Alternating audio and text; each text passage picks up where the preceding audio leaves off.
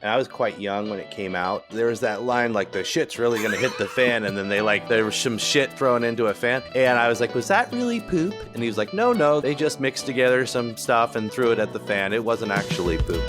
Welcome to Story and Craft. Now, here's your host, Mark Preston. All right, here we go. Another episode of Story and Craft. I am Mark Preston. So glad to have you here. If this is your first episode, well, welcome. Glad to have you. Today, we are sitting down with actor Lloyd Bridges, a very talented guy, and the new movie Den of Thieves 2, Pantera, came out this past Friday, January 10th. It's with, of course, Gerard Butler, O'Shea Jackson Jr. It is in theaters right now. Also, he's in the Apple TV show Palm Royale, along with Kristen Wiig, Josh Lucas, Ricky Martin, and, of course, the great Carol Burnett. Also, he was in the TNT show Rizzoli and Dials with Angie Harmon. Very talented guy. Of course, comes from a long family history of actors. His grandfather, Lloyd Bridges. His dad is Beau Bridges. And, of course, the dude is his uncle. Of course, Jeff Bridges, the dude. I mean, wouldn't that be the most awesome uncle to have? I think so. We discussed a lot about his career and what he's up to. Just a really enjoyable chat. And this one lasted a long time. This is probably, I'm going to check the records, but I believe this is the longest episode in this show's history. And it was great. I really enjoyed it. This was a treat. And of course, lots of love and good thoughts going to Jordan right now.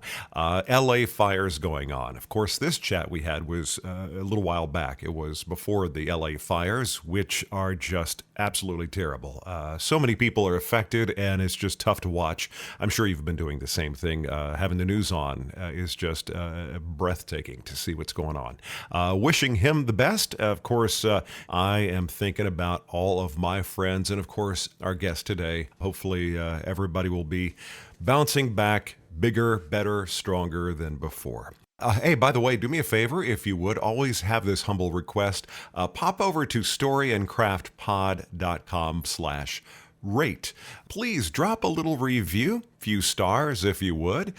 Follow Story and Craft on your favorite podcast app. That way you get notified every time we have a new show, and when you leave the rating, reviews, all that kind of good stuff, helps folks find the show.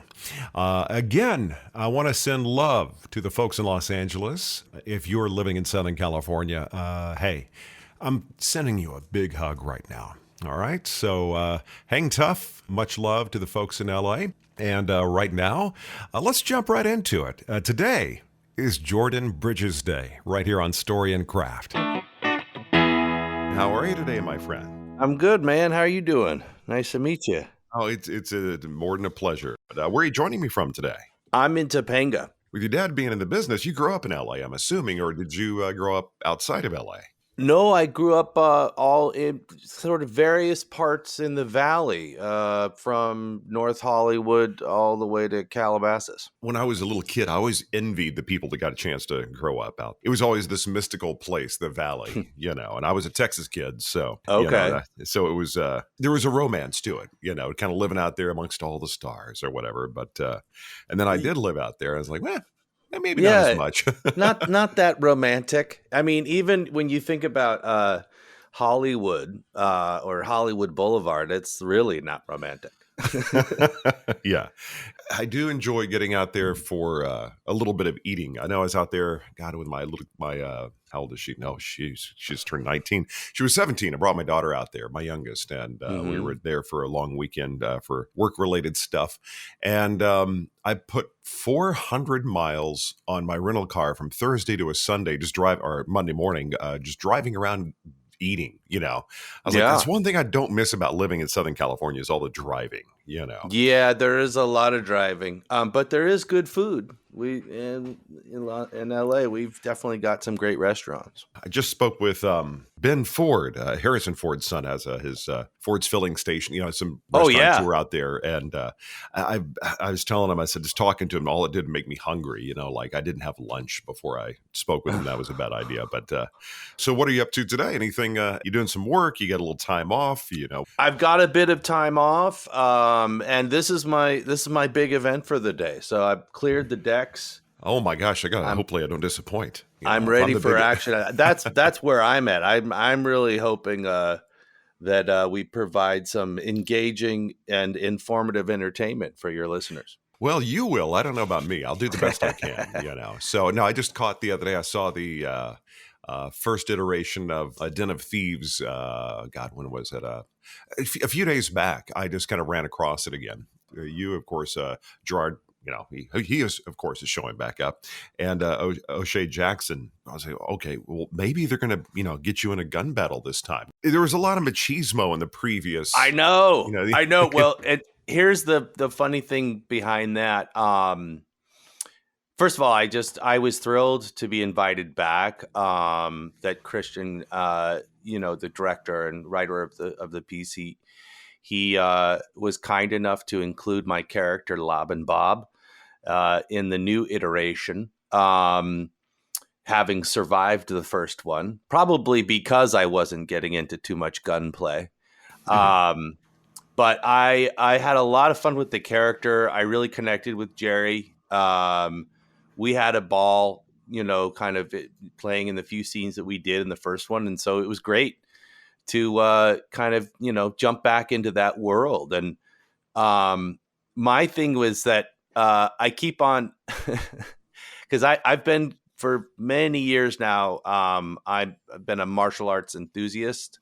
Oh, really? And Okay. it's a pretty big part of my life. And I haven't had too much opportunity to get into that in the work. And so I was really excited when I saw that, it looked like I was going to be in the second one, and I kept on begging Christian to throw me into some, let me mix it up a little bit. And there was an iteration of the script where I challenged him to a sparring match.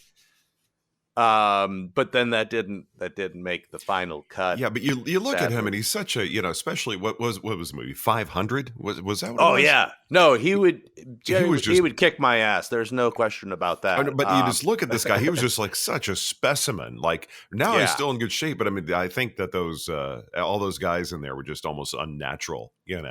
Oh And yeah, every time I look at him, I'm like, oh, I got to get to the gym. Kind of excited where I live here. They're building a new. I live on an island in South Texas, and they're about to build or put in a new a gym basically. Oh, cool. And I'm all excited. Are you like on one of the barrier islands? Are you like Yeah, there in the South Gulf? Padre, Okay. Padre, which is I would say it's about 6 miles. I live on the island 6 miles north of where Elon Musk shoots off his SpaceX rockets. I see. So I'm a Texas boy. I figured Okay. I was like, I had options. Youngest off to college. Where am I going to go? I don't know. We mentioned Southern California. I'm from Dallas originally, and I was like, Mhm. I'm not big into driving as much as I used to be. So I'm like, plus I'm going for the Jimmy Buffett lifestyle. So Nice. but yeah, I saw the gym was opening up, and I was like, I got to get back to work. I always overpromise myself, like, you're going to get in, you're going to be getting great shape, and Mm. I think I think we're basically, I think we're the same age. I think I looked it up. I think I'm 9 months older than you are. I think that's it. So 73. I'm born in 73. February Yeah. 73. Yeah. Yeah. Coming up on the big 5 too, Man. Yeah. I just had my 51st.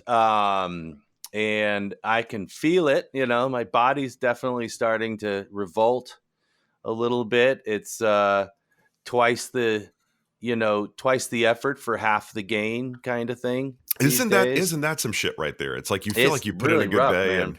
and Recovery takes twice as long. Yeah.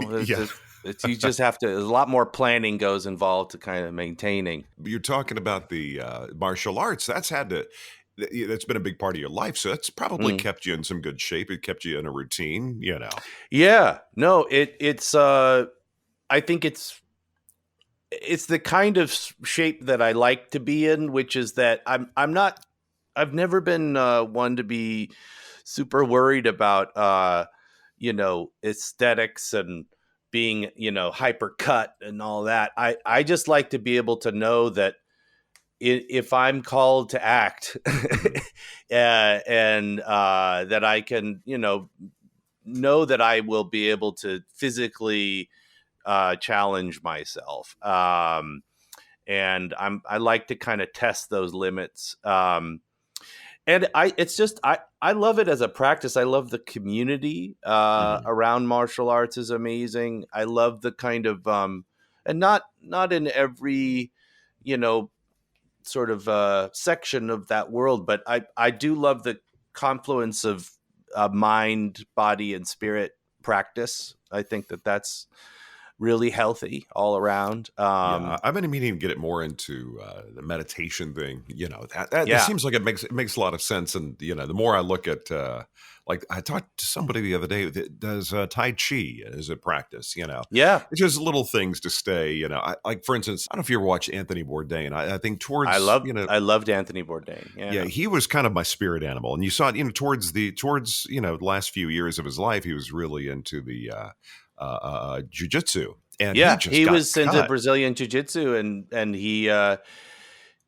put a lot of time in, and I think he even got promoted a couple belts, if I'm not mistaken. Yeah, I mean, but you look at him, and here's a guy that I think he was late Hmm. 50s, early 60s. I don't remember exactly, but he's son, he's just great shit. I'm like, if he can do it, Yeah.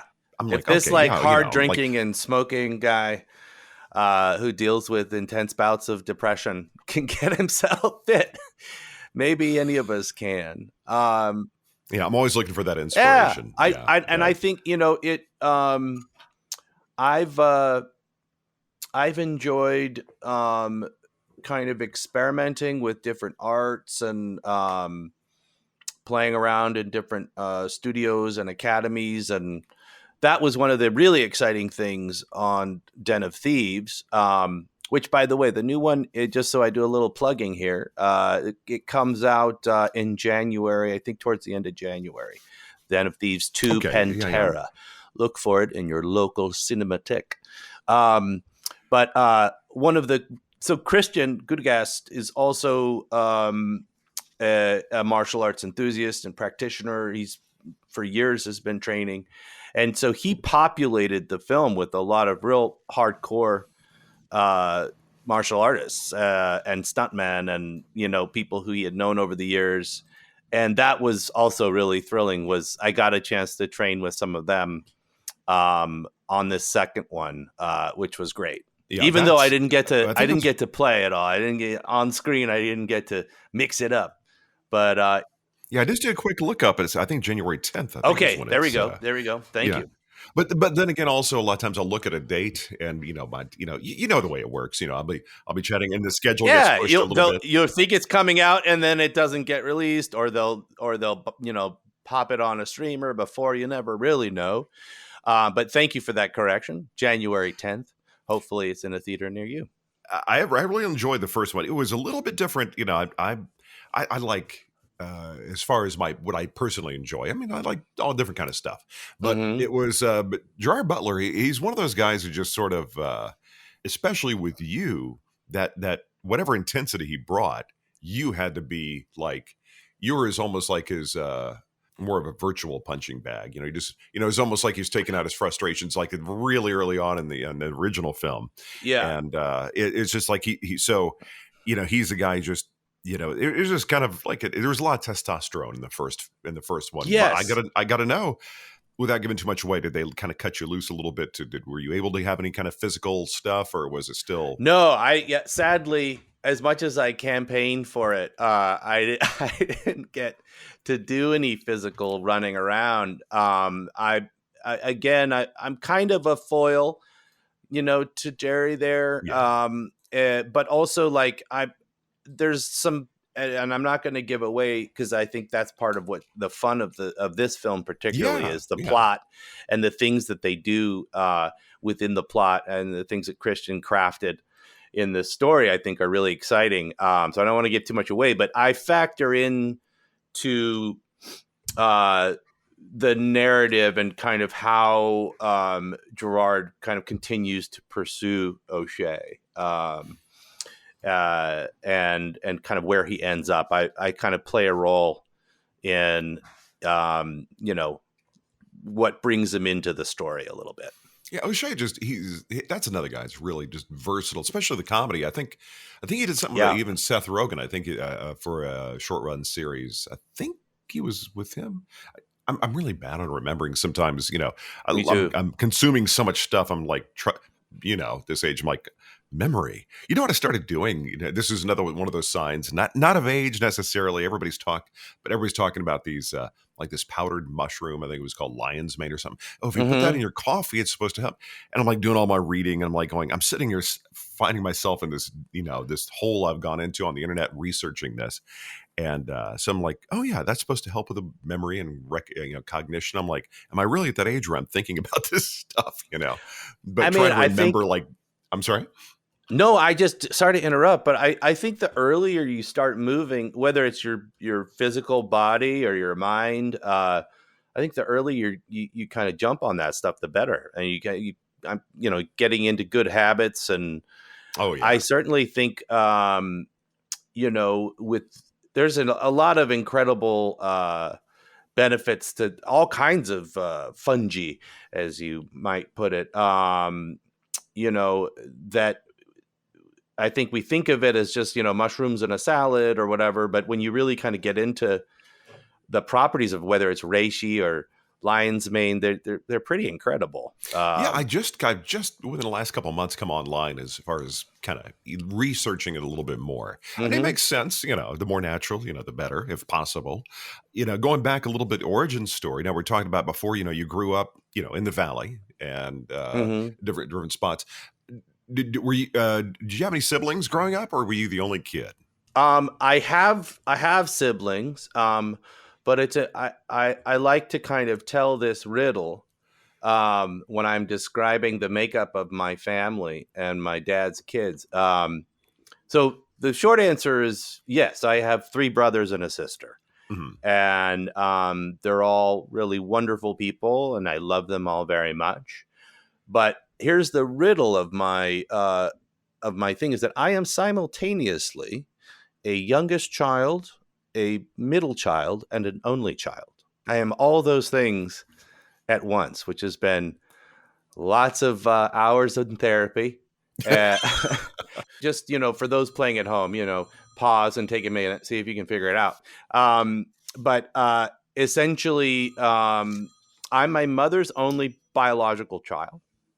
My older brother, Casey, was the firstborn of the family, but he was adopted. So he's always the eldest. He's always the first, but my mother didn't have him the old-fashioned way. And then my 2 younger brothers and my younger sister are the result of my father's second marriage to my lovely extra mom, I like to call her Wendy, who's just been such a wonderful part of his life and all of our lives. So it's this interesting kind of way that they've done it, and I feel grateful that I've been involved in everyone's lives. We're kind of like a generation apart. Really. I mean, for instance, my youngest brother, Ezekiel, is closer in age to my daughter than he is to me. Yeah, I've got the same kind of deal. My father remarried, and I got technically my oldest has an aunt that's 6 months older than her. And then because of the glory of not 23andMe, but Ancestry, found out about 3 years ago I had a sister who's a few years younger than me. It was the 80s. Growing up as an only kid, I was like, wouldn't it be cool to have siblings? And I got them in the most non-traditional way, if you will. And have you since developed a friendship or a relationship? Yeah, we've connected thanks to the social medias. Able to connect. But we're back home in Dallas. The kids and I we're there on vacation, connected. Real sweet. It's she's married, has 3 kids, and it's kind of cool. Life was a phrase, man plans, God laughs. So it's like I just kind of roll with it. Yeah, I think it's like, and I think the more love that you can have in your life, the better, and that's kind of how I look at it. I've been really, it's what's interesting is, so I had a lot of anxiety early on. And when I was starting my family with my wife Carrie and my daughter Caroline and my son Orson, because I had always been a part of this big family, holidays and everything. It was like so wonderful to feel like I was a part of this big thing. But because in my generation, I was on the vanguard of the procreating track. Yeah. So I was the first one in our of all the grandchildren to, start a family. And so my kids, like for years, at least on our side, my side of the family, they didn't have any cousins yet. It took 15 years, I think, before their first cousin on that side came around. So I had some anxiety that they weren't going to have that experience of being a part of a big family in the way Isn't that that I great was. though? Yeah. I think it's the even if people are families being families, there's always Mm-hmm. family stuff, but it's always nice to like for instance where I live here on the island, I came here for a year. I mean ever since I was like seven, yeah, and for many years, so all the family would get together, and I had this epiphany the other day of the elder bunch, the generation ahead. There's only one person left, Mm. and it's when they kind of pass on, and there's not as many. We have a relatively small family, so it all kind of funneled down. I had the same kind of thing you did, thinking there's so much fun. There's stories. There's just experiences you get to have. I've got 3 kids, so I'm going to live vicariously through them. Hopefully That's not good. too soon, but when Yeah. they eventually start their families. How old your boy and girl? My girl is 21 and my boy is 19. Really? Okay. When did And wait? What? So you had a daughter. You have a 2003 kid as well. yeah, Wow. So yeah, you and I are born 73. We both had kids at 30. See, I'm there with yeah, you. similar life paths. But going back to the family, I think it's interesting how there's this sort of breath action with the way that families are structured, where they kind of reach this point where they're so big that you can't contain everybody in one Yeah. space, and then they break off and it kind of contracts and gets smaller and smaller and smaller. And then, Yeah. it sort of keeps going like that. I remember, because sort of like my kids, I was also, my brother and I were the first grandchildren in our family. And the first couple of Christmases, we were still having Christmas with my grandmother's family, like her brothers and his Mhm. kids. And so that for a little while, like that was our sort of unit. And I grew up around those cousins and stuff. But then eventually, because also a really big family, that we all got so big that we couldn't, it was just impossible. It just wasn't, logistically possible for everyone to be in one house during the holidays. So that broke off. And now that's kind of where we're at. Now is like, Jeff's family is having their thing and my dad's family is having his thing. And Mhm. so we're all kind of, which Well, is did sad y'all grow because up near each other at all? we did. Yeah. They're up a couple hours north. Jeff and Sue, my aunt and uncle, are up a little bit north. My aunt Cindy has always been around in LA somewhere. I'm very close with her kids too. And it was kind of like, you used to rely, even if you can't hang out with them during the year, you always knew, okay, I'll get to see them on Thanksgiving or Christmas. But now that, you can't really rely on that. So it becomes about trying to create an intentional space to share time with That's these all. people. It's funny you had that same contemplation I did. The kind of the expansion and contraction, and you look at a family Mhm. tree and kind of how it goes, and you kind of look at how you grow up and what you want to carry forward, and some things maybe you don't when it comes to your kids. And then inevitably you do, though, right? That's the part of the bugger of that one, is that you can have all the best intentions. I'm not going to make any of the same mistakes. I'm going to I'm going to do everything right. Yeah. Again, And yeah, then, man plans, God laughs. Yeah. well, yeah, and it's like I think of there's that new movie right now. What is it called? The Return. I think of Oedipus, and how he kind of knew all of this stuff had been foretold, and yet he's like, okay, I'm just going to go away so that none of that happens. None of the things that are fated to happen to me are going to happen. I'll just stay away from home. And then inevitably it all happens anyway. Hey, it's Mark Preston, and I would like to tell you a little bit about one of our sponsors, X-Chair. Whether you're working from home or in the office, if you have a job or a task that has you sitting for a long period of time, this is the chair for you. Very comfortable, very customizable. They'll make it pretty much any way you want it. The look, the feel, the fabrics, everything. Plus, this is the kind of chair you can adjust to make it fit you just right. No matter your body type, it's spot on. I love my X-Chair. It has the Elemax cooling, heating, and massage technology. It is going to make your lower back feel so very good. Got to throw a little bit of love to X-Chair. It's the chair I'm sitting in every time I talk to a guest. So I've had a lot of time to have my tush in this chair, and the tush, the back, everybody's happy. Just go to storyandcraftpod.com/chair. Once again, X-Chair, check it out, storyandcraftpod.com/chair. Love my X-Chair. Your back will thank you. Yeah, it's kind of nice. I kind of feel like we're of a similar tribe of, generationally and, stuff to kind of have that kind of same kind of perspective, growing up in the 80s, it's when everything, it just seemed, I don't know, maybe it was just the way I grew up or the people I grew up around. That was sort of let's say divorces were kind of, latchkey kid and all that was going on. So you had to kind of learn to adapt at a younger age to flux, So you get older, maybe you want a little less of that flux, you know how to surf the wave, but you kind of would like a little bit less of the tumultuousness, I don't know if that makes any sense Of the at all. chaos and what. Well, and how did your were your kids in school in the midst of the pandemic and dealing with that? That's And, that's like, such how did they do? that's an interesting contemplation right there. Yeah, because they were they were in school and then they went online, which was kind of I mean, you have kids. You said your son's 19. You say? Yeah, Okay, he's yeah. 19. My youngest just turned 19. My son, my two girls are 21, 19. My daughter, my son is 20. And so they did great. Luckily they're smarter than I am. They thrived in the online school situation.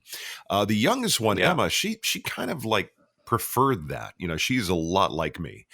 Give her a task, she's going to figure it out. Like, she's not one of those kids, that, screwing around. But she wasn't really the socialization thing. It kind of hit right at that right time, I guess, of adolescence for her, where she, or as a teen, they were in a small private school. So, it was an interesting wave to surf. I will say that, trying to figure out socially, what's best for them, but she's thriving not being in school. So yeah, that was interesting.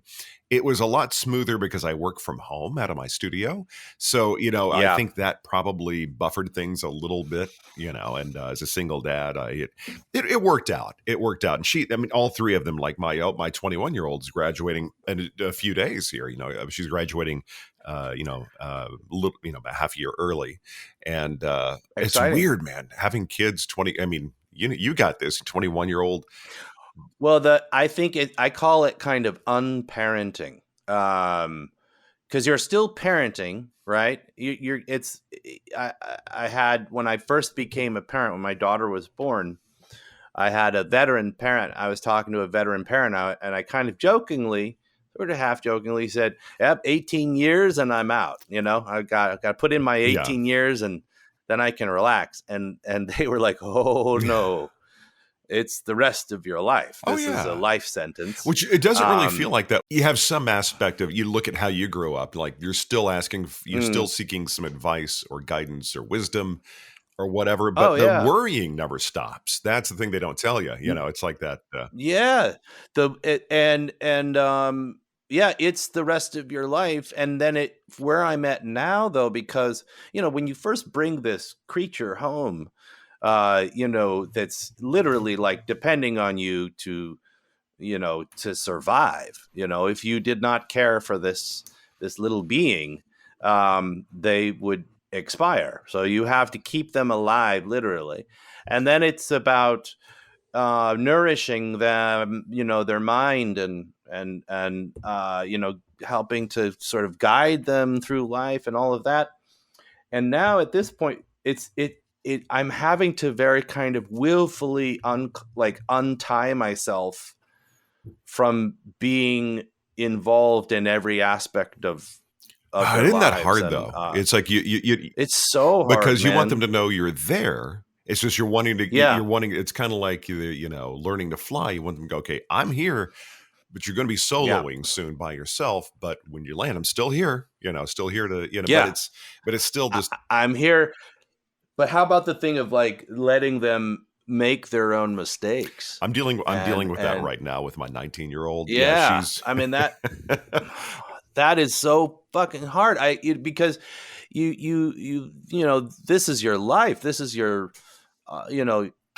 so much is wrapped up in these individuals. You've dedicated so much to them. You want to see them soar and live up to their potential and all of those wonderful things. And so for me, the instinct when stuff goes swirly, I want to get in there and right the ship and make everything great and fix it for them. Did your dad ever give you, when as the kids are getting a little bit older and they're now, they're teenagers, Yeah. did your dad kind of do you ever have moments where you sit down and he does kind of drop bits of wisdom, contemplations, thoughts about the parenting thing that you've been able to apply, or is this, or is this kind of a Oh, yeah, no. I mean, the quick answer is yes. I mean, all the time. It's still happening. I'm still, learning at his feet in so many aspects of life. And, a lot of times it's just that his answer is, is that you just have to love and be present. So you're there if they need you. Um, but I definitely felt with him that sometimes he didn't agree with the path I was on, or was concerned. But the times when I feel most grateful to him in terms of his sort of parenting are when he, I may have been ambivalent about a direction to go. And he basically put some energy into that and said, no, you got to do this thing. I think about, I had a great experience in high school. I went to the California State Summer School for the Arts. It's still a program. I think it's still running. It's a state program. So people from all different income levels and, apply, and the faculty is really amazing. And he had been invited to participate at a fundraiser for them or something. And so he just kind of became conscious of it. And I was kind of floundering at the time. And he said, I think you should look at this. And I was like, okay. And he just kept on, kind of pestering me about it.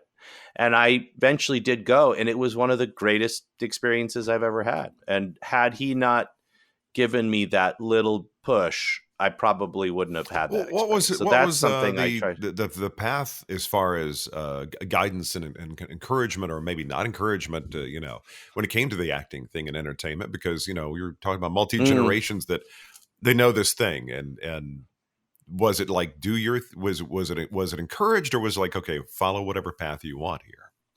Well, it was encouraged in the sense that the kind of tradition in our family, we really kind of, it was set by my grandparents largely. And I think it was an extension of their love of the work, and they just wanted to share that with their kids. And so, my grandfather wanted to include them. It wasn't out of any ambition for legacy or dynasty or anything like that. Both he and my grandmother just loved the art and loved the craft of it.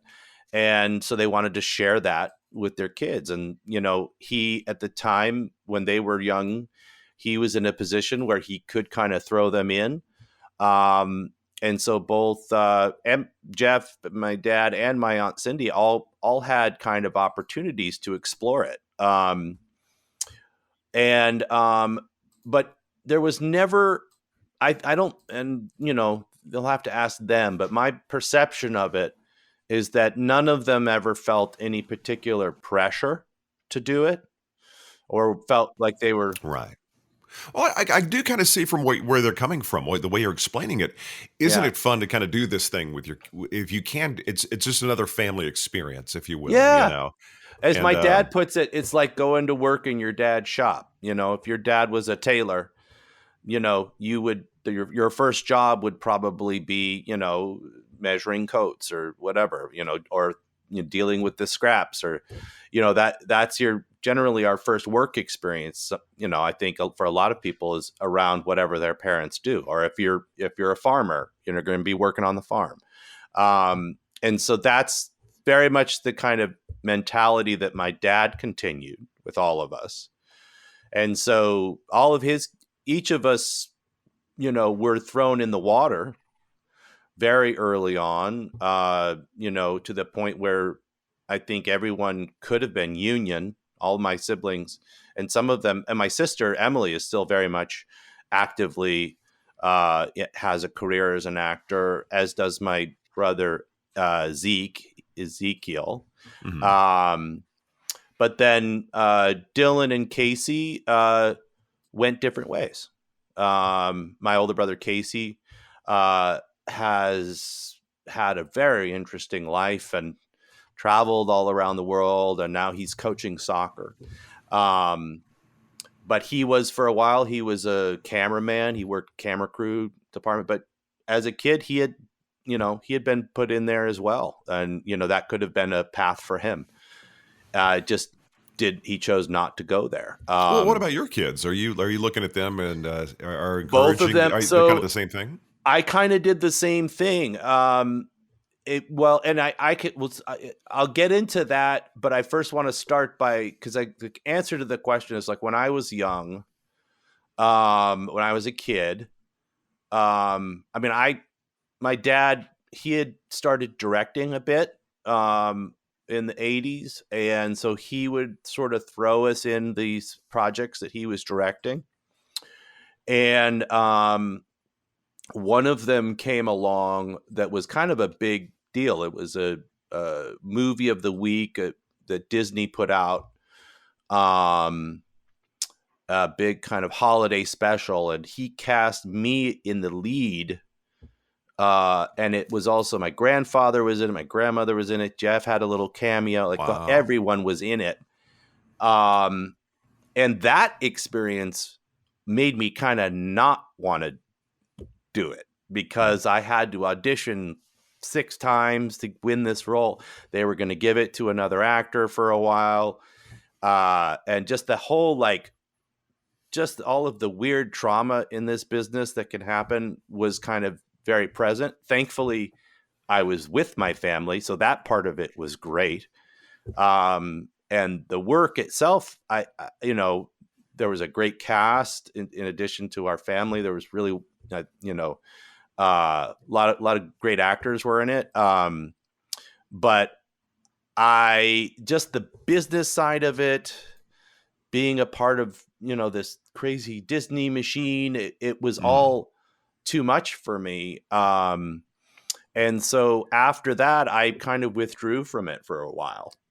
And then my dad's, this is the advice that I always kind of pass on to people who are contemplating a career, is you gotta love it. You gotta love doing it. If you don't love the work itself, if it's not something that inspires you or excites you, or that you have some passion for, then find something else to do.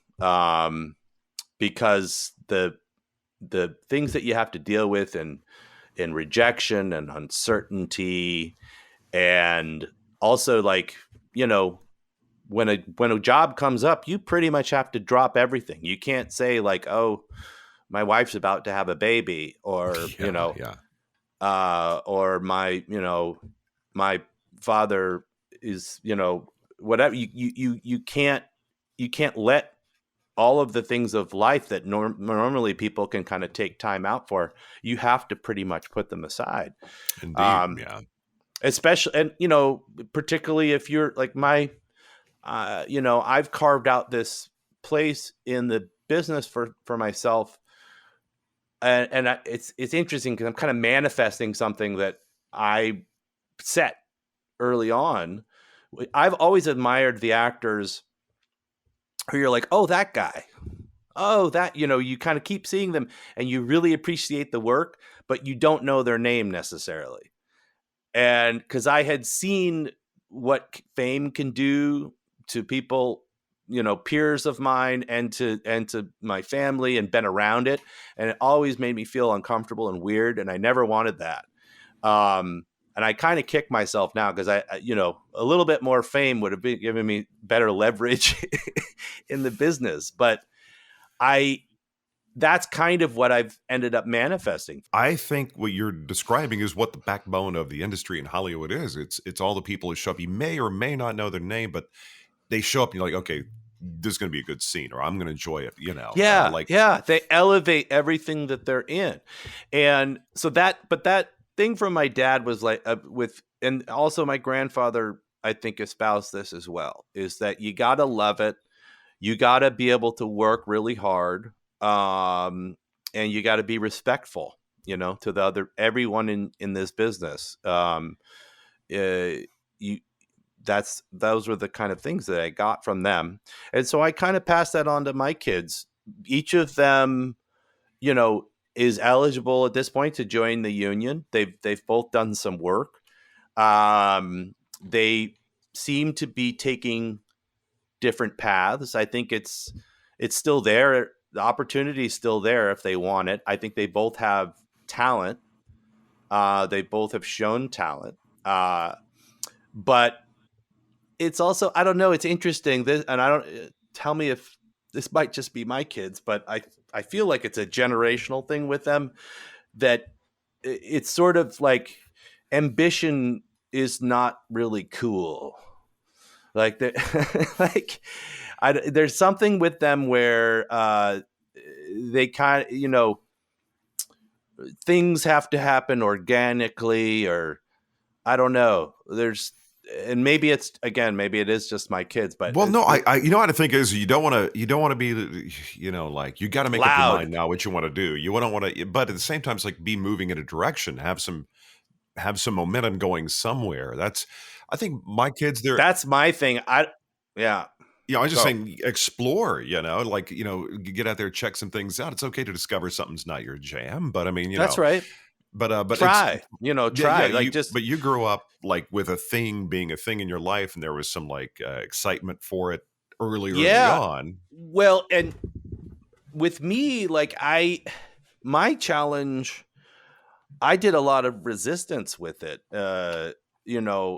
After that experience as a kid, it really wasn't until late into high school and then really it kind of solidified in college doing theater, that I knew this was kind of more of a vocation, and something that I wanted to really take a shot at having a career.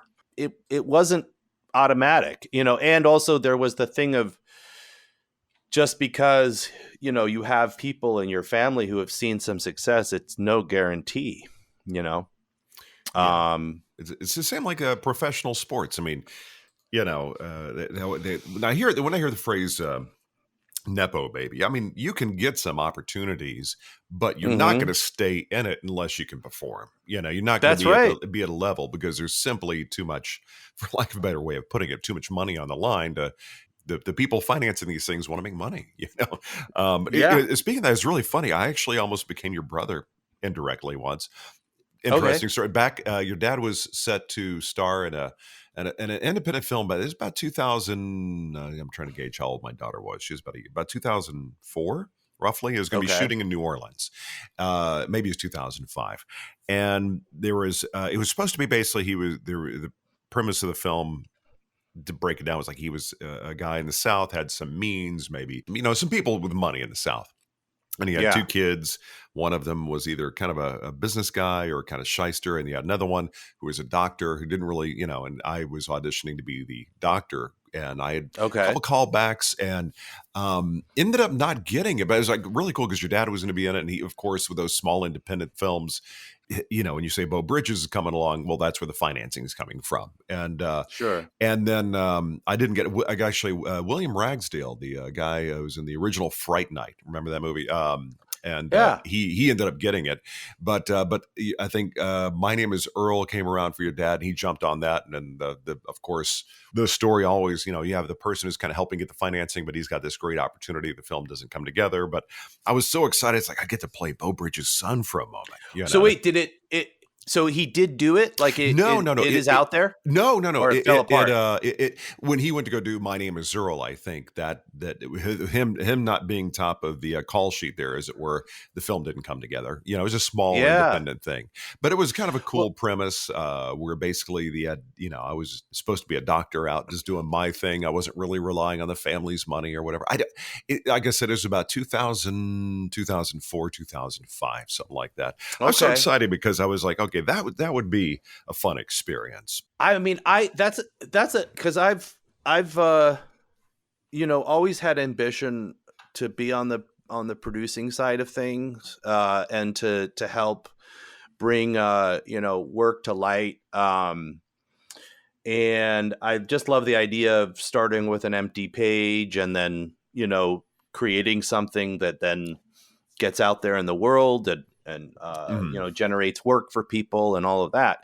But I have yet to actually get something off the ground. It is so hard. And this is working. Do you write? Do you like to write as well? I write. Yeah, I write. And this is working with my dad, who, he's also like only had a couple of times when he's managed to actually get things made that he generated and that were his idea.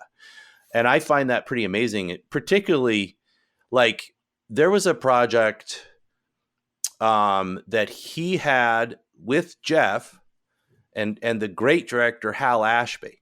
Oh, really?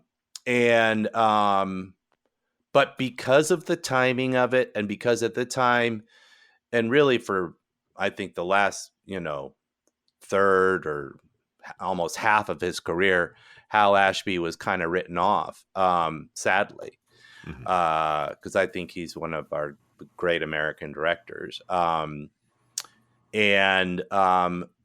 were going to make this film with them as brothers. It was before the Baker Boys. Yeah. It was based on it was called The Hawkline Monster. It was based on a Richard Brodigan short story. And they got pretty far down the road with it. There was a script, but they couldn't put it together. And I mean, it's like, it blows me away. Like to think anytime a film that it manages to not only get made, but get released and then do decent business, when it doesn't have a name and it's not a big time director, attached, and it's just something that's found its way, based on its own merits, that blows me away. And I don't know how they make those things. I don't know how I don't either, especially with budgets being the way they are now. I don't know how many people I've spoken with that, used to be, when we were growing up, they had a lot of money for big comedies, That's not really the case as much anymore. And I really kind of miss, more goofy comedies, like, Airplane, things like that. Things that you're just, you'll have like a Judd Apatow, like those kind of just goofy.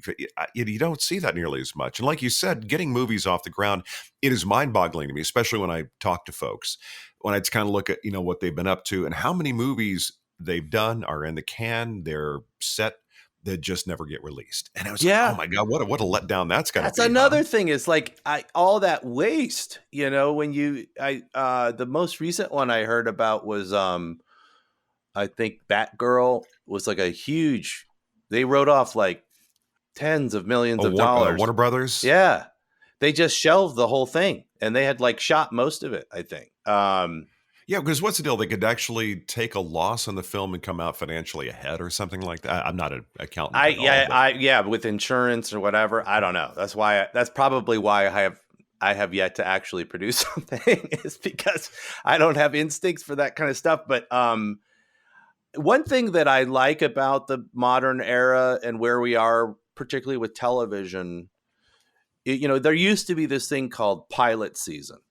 yeah. And it doesn't really exist anymore. Really? Not in the same way. Not in the same way. From what I understand, like pilot season is almost like a year, like almost like the majority of the year now. It's all that's what I mean by there's no, like, it used to be, it was like from sort of January to March, they would produce and shoot the first episode of these new series. And then they would take those to all the executives, and the executives would select some to put to air, which meant that inevitably every year there were these like short films that just never got seen, that were just shelved and never brought to the public. That would make an idea for a really cool streaming channel, is the never made it to screen type films. Yes, I think, because there's a lot of like kind of famous ones that starred really amazing people early on, that are apparently supposed to be kind of great, that are just sort of sitting there. But the thing that now they do is they just throw it up. They'll just throw something up. Sometimes they'll produce it as a movie, a made for television movie, or a long form 2-episode thing, and they'll see how it performs. And then based on that, they'll either, add a full season, or bring it for a second season, or they just so I like that. To me, it seems like there's less waste now. It's just that there's also a glut of content for the public. There is, and then you have these really odd, just unicorns like Taylor Sheridan, the guy like bats 1,000 basically. Everything he's putting out. His story is amazing. Do you know about? How he was an actor, and he wasn't treated very well. I think it was, what was that show? The motorcycle gang, Sons of Anarchy. Sons of Anarchy and the Mayans. I think he was on both of them. His character kind of went back and forth, and my reading of it, or my understanding of it, is that he was up for a new season, asking for not the world, but like a little bit more money, and they refused.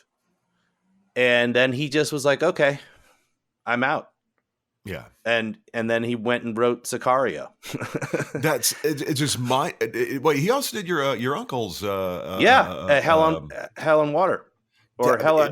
He's a damn good writer. I mean, he's amazing. But the balls on him. That's the thing, is like the confidence in himself, that he, even if he didn't sell either of those scripts, he was willing to roll the dice. And like, if it doesn't work out, I'll go run trail rides. Like that was I've read that was his fallback essentially. And he was perfectly happy doing that, if that's how his life went. For me, he's become a really interesting cat in the industry. But I wasn't as big of a fan of, I love all of his stuff. Yellowstone for me never really kind of like took a bite, everything else he does. And there's some common themes. It's like, you look at what he does, there's always just like a strong, almost all of his stuff has very strong female leads. There's certain commonalities and themes, and I'm like, and like you said, Sicario, and it was Hell or High Water, and then you look at the credits on all of his shows is written by Taylor Sheridan. You don't see a long list of writers, and it's like, no, how much time does this guy? He has to be a master of time management. And that leads me to another thing I should be plugging that I haven't brought up yet. Is I'm now at work on my second season of Palm Royale. Oh yeah, that's right. And Josh Lucas, who much of my work is with, he worked with Taylor Sheridan on Yellowstone, and he had, he was just full of a lot of respect for what he did. But that was one of the things he talked about, was just how his hands are in everything. He's involved in every aspect, from the horse wrangling, writing every word that's spoken, essentially, directing, casting, like all of it. He's up in every aspect of the things that The only way you could do that is like we were talking about before, have a lot of love for it. You got to really enjoy it. He That's must the have a only lot way of you can do it. passion. Yeah, I think he must have a lot of passion. Yeah, so this is another one, kind of talking about the using as a segue to talk about the work on this particular show and plug it a little bit. It is kind of a weird little unicorn of a show that's hard to categorize. Mhm. And I think it's the kind of show that in the past probably wouldn't have found an audience or given an opportunity. But because of where we're at and the particular pocket that we have right now, there's this opportunity to give a show that, is weird and fun and unusual and kind of like, and tonally kind of hard to pin down, to give it an opportunity to find an audience, which I'm really grateful for. I mean, it's on my list of it's definitely on the list. And like you said, there's so much stuff out there. There is so much. That's part of the curating is a tough thing, I find. Mhm. And, like really digging through. I know that there's sometimes shows that it takes me like 2 or 3 years before I come around to actually oh, I guess I'll finally check it out. Like I've only now just started watching Slow Horses, which is another Apple show. And everybody I talk to, that ends up being on a list of things they want to that they love right now is Slow Horses. Yeah, but it was going for 2 or 3 seasons before I even came around. Before I found the time to actually be like, okay, I'll watch it now.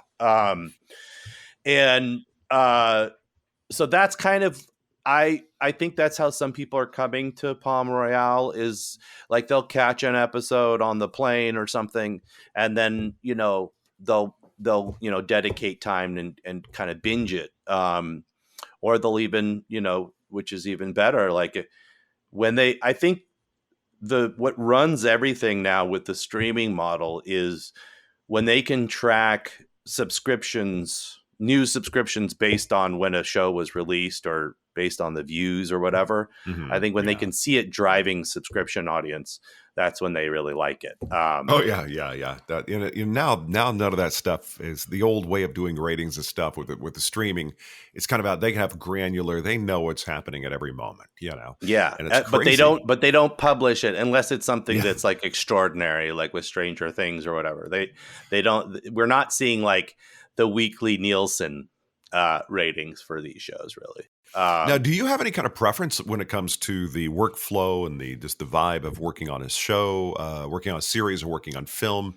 Is there a preference there, between the two kinds of projects? No, I mean, I think for me, the short answer is no. I take each experience on its own merits, and I really try to, go all in whatever I'm doing, but and really open myself up to whatever that experience is. There's aspects of working on a big, huge film that are really fun and exciting. Generally the craft service is really good. That's where I get myself into trouble is, if it's really good. Yeah. They'll have that. Yeah. They'll have that gold standard craft service. And it's fun to there's something exciting when if you're doing a scene and there's literally 6 cameras rolling, because there's a huge explosion and everything is relying on you saying that one line. That's thrilling. That's exciting. And that kind of draws on a particular muscle and takes a particular skill set. But then, working long form television is exciting because you really get to like find the arc of a character over time and see them age and see them evolve. And that's really exciting. There's something thrilling about that. And also the way that you develop and deepen relationships with the people you're working with the other actors and the producers and all the craftspeople. Like, that's a wonderful thing. Yeah, I always found that to be the coolest thing is when you just kind of sit back. I never really like to go sit in the chair and wait for them to spin the cameras around. I like to stay on the perimeter, but kind of watch what was going on. To me, that was always, ever since I was a little kid, I think I started when I was 7 or 8 years old. And to God, it's not even on my IMDb, but the first thing I was in it was called the Dallas Cowboy Cheerleaders movie. It was a sequel, ABC movie of the week. John Davidson. That was a sequel. Yeah. What was the first one? Well, it was called the Dallas Cowboy Cheerleaders, and the next one's Dallas Cowboys Cheerleaders 2. It's back when they had the ABC movie of the week, remember? Okay. And John Davidson was in it. That's exactly what my first gig was too. Yeah. And that was like, you looked forward to it because, Sunday, I still remember the graphic intro to it. Anyway, so it was, I just loved watching everybody. It was almost like a military operation, and big personality types, and the people who would come in and the PAs and what the most interesting thing. And this is total nerdy how the sausage is made. Side note, but I coach voiceover, and one of the things that I tell my students, I said, it's okay to have nerves. Everybody has nerves. Between the time AD says lock it up, get quiet, to the time the director says action, the anxiety comes up. But you tamp down the anxiety with that confidence. You can do the thing. But one of the interesting things is when they say lock it up. It's funny how the people make sure they're not looking at you. And you could tell the pros that have been on a set before, you kind of notice the ecosystem. But you mentioned producing that to me would be kind of exciting to put the whole thing together to be kind of remaster. Yeah. Well, a lot of it was born out of, who I grew up around, both my peers and then friends of my family. I was surrounded by so many talented people. And the line I had, I got real close to, like, I really wanted to kind of push in my chips and start a production company and really make like a family business. And I was close to it right as Rizzoli and Isles, that I was on this show, Rizzoli and Isles, we did 7 seasons. So I had some money in the bank. I was in a place where I could make a move like that.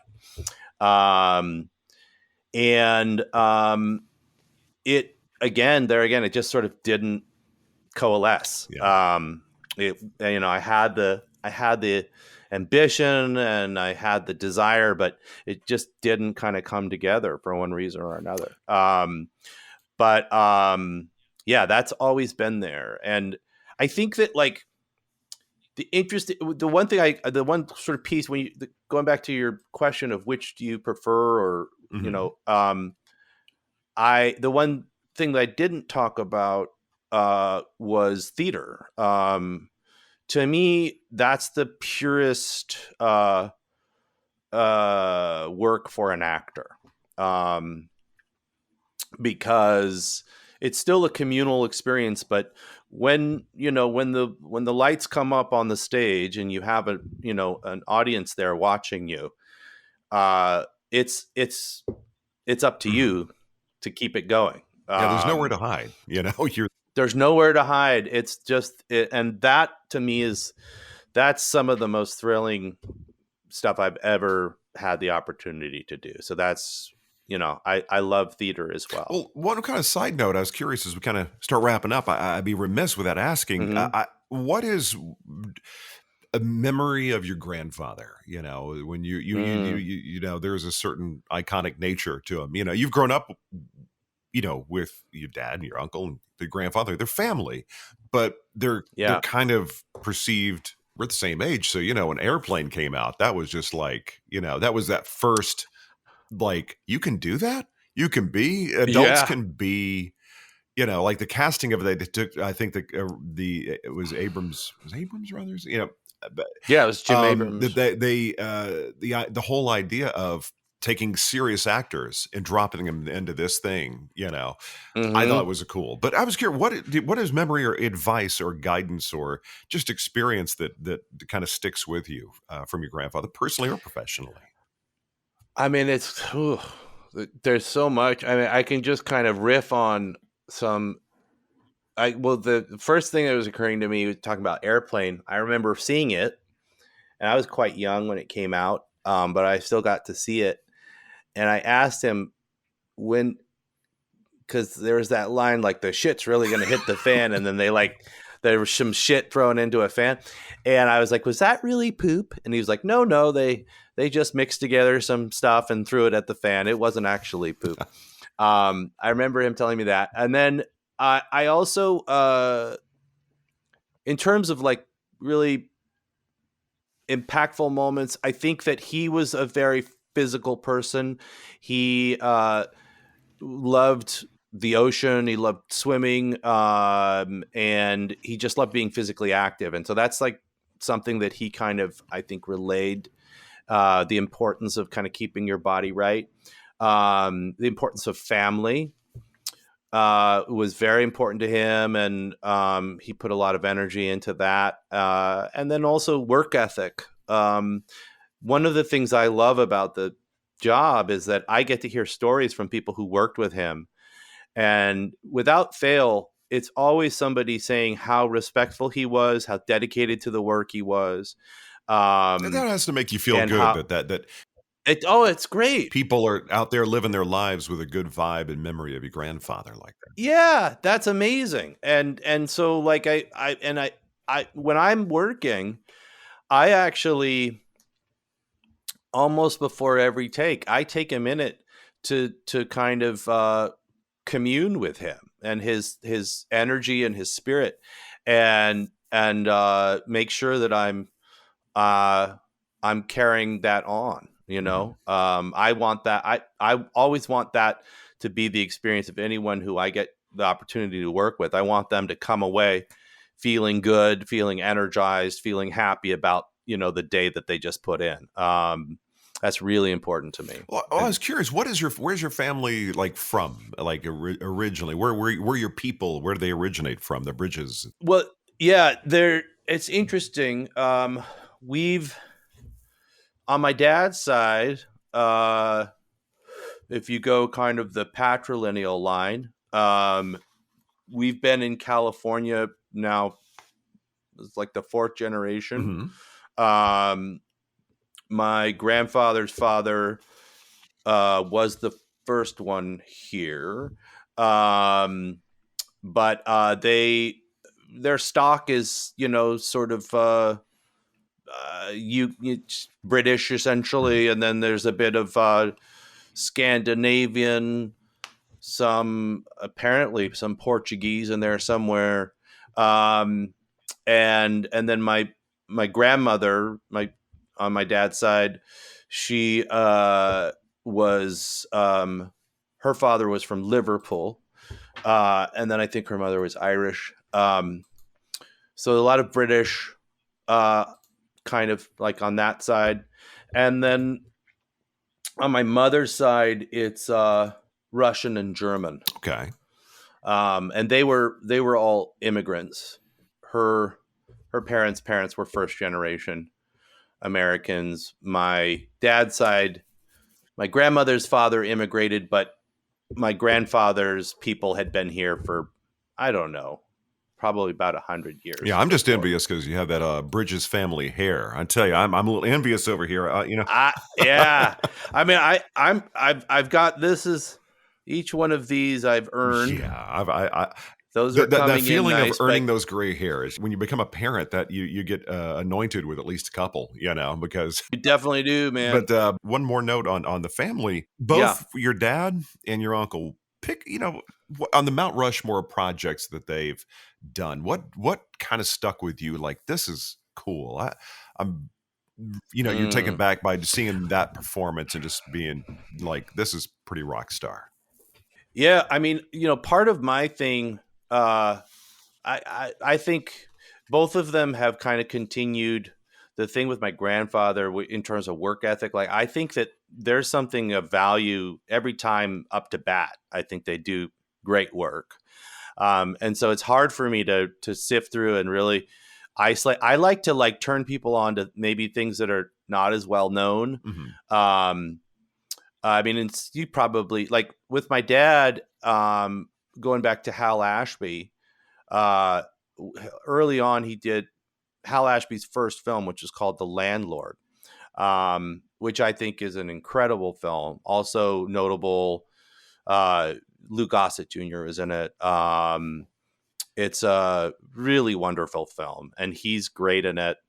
And I think that's an incredible film that everyone should check out. I think that probably the time when everything kind of aligned for him in terms of the part and the writing and where he was at in his life, Without Warning, the James Brady story. He put down incredible work in that. I love the Baker Boys, the Fabulous Baker Boys film. when the two of them got together.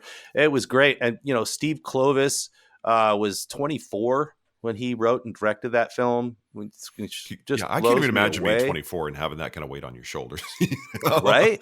Yeah. I mean, and the fact that he had the confidence, I'm just actually blown away that he only ever made like 3 films as a director. He kind of became the go-to guy for adapting the Harry Potter screenplays, and that became his career essentially. Wow, okay. Steve Kloves I'm talking about.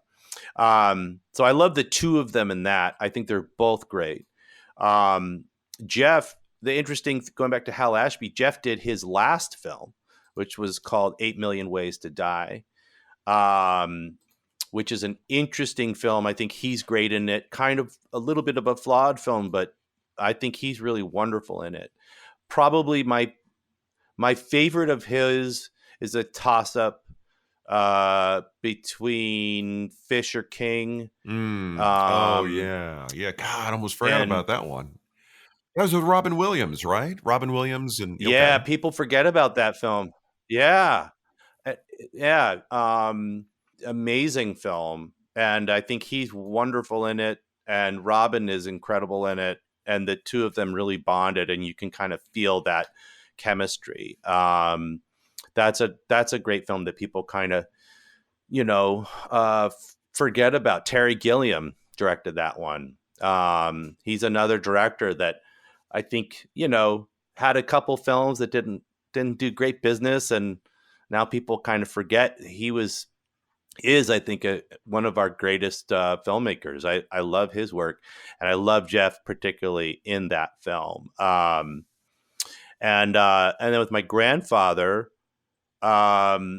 he did a movie called it's got a couple of different titles, but I think it's called Try and Get Me is how you can find it. And that was when he was still a contract player at Columbia. And I think he just was that it was something different for him. He was playing kind of a villainous heavy, and he's really great in it. But yeah, he's another one. It's like he did another weird movie with Tom Hanks, called Joe versus the Volcano. Yeah. Which is another one that kind of like didn't really work at the box office and kind of got panned because it was just so weird. But I actually really love that movie, and I think it's one of my grandfather's best performances. He embraced his eyebrows in a way that was extraordinary and like waxed them up like this, and his character was just really great. And you could tell he was just really in his element and kind of like excited. The eyebrows hair. One of my favorite scenes as a kid, one of the ones that kind of made me laugh, was he picked the wrong. This is when you said this. I picked the wrong day to stop sniffing airplane glue. I don't know if they had him hanging upside down. The hair was all. Yes. It was again going back to airplanes. Seeing my grandfather had the same kind of sensibility of humor. He wasn't overtly funny necessarily, but he had that same kind of not taking himself seriously in certain moments. And that was, I always thought that was, one of those endearing things that I kind of try to hold on to,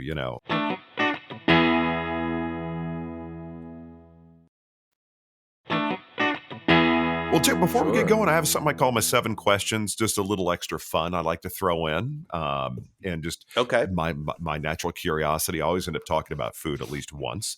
But I like it. first question, what is your favorite comfort food? That one thing just kind of makes you feel good. You mentioned craft services Eat. before, so I'm thinking you're an eater. Well, I do like to. I like to cook, and I like to eat. And um, again, that's a tough one, but I have a kind of go-to pocket answer, which is chicken noodle soup, homemade.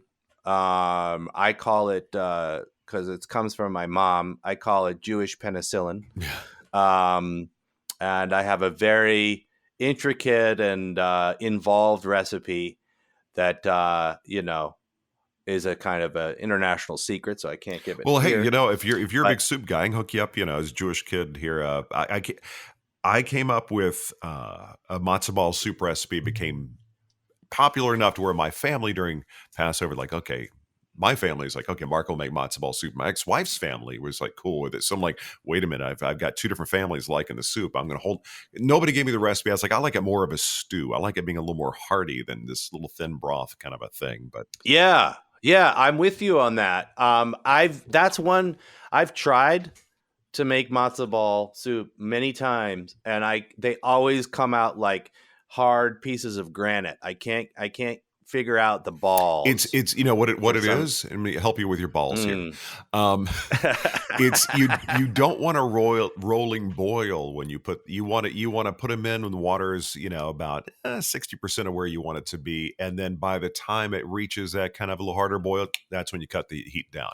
If you drop them in when it's real a high boil, that's why you get those. Yeah. But see, I also don't like them when they're ultra fluffy either. I like a little bit of That's the thing, is that they would either just dissolve, because I think I even tried that, but I just I gave up because ultimately it's a novelty thing for me, the matzo ball. I would rather, if it's a choice, I'd rather just have egg noodles really in my soup. That's kind of, even though that's probably a cop out. So on your mother's side, that's Jewish side, I guess, a Russian and all that. So, okay, yeah.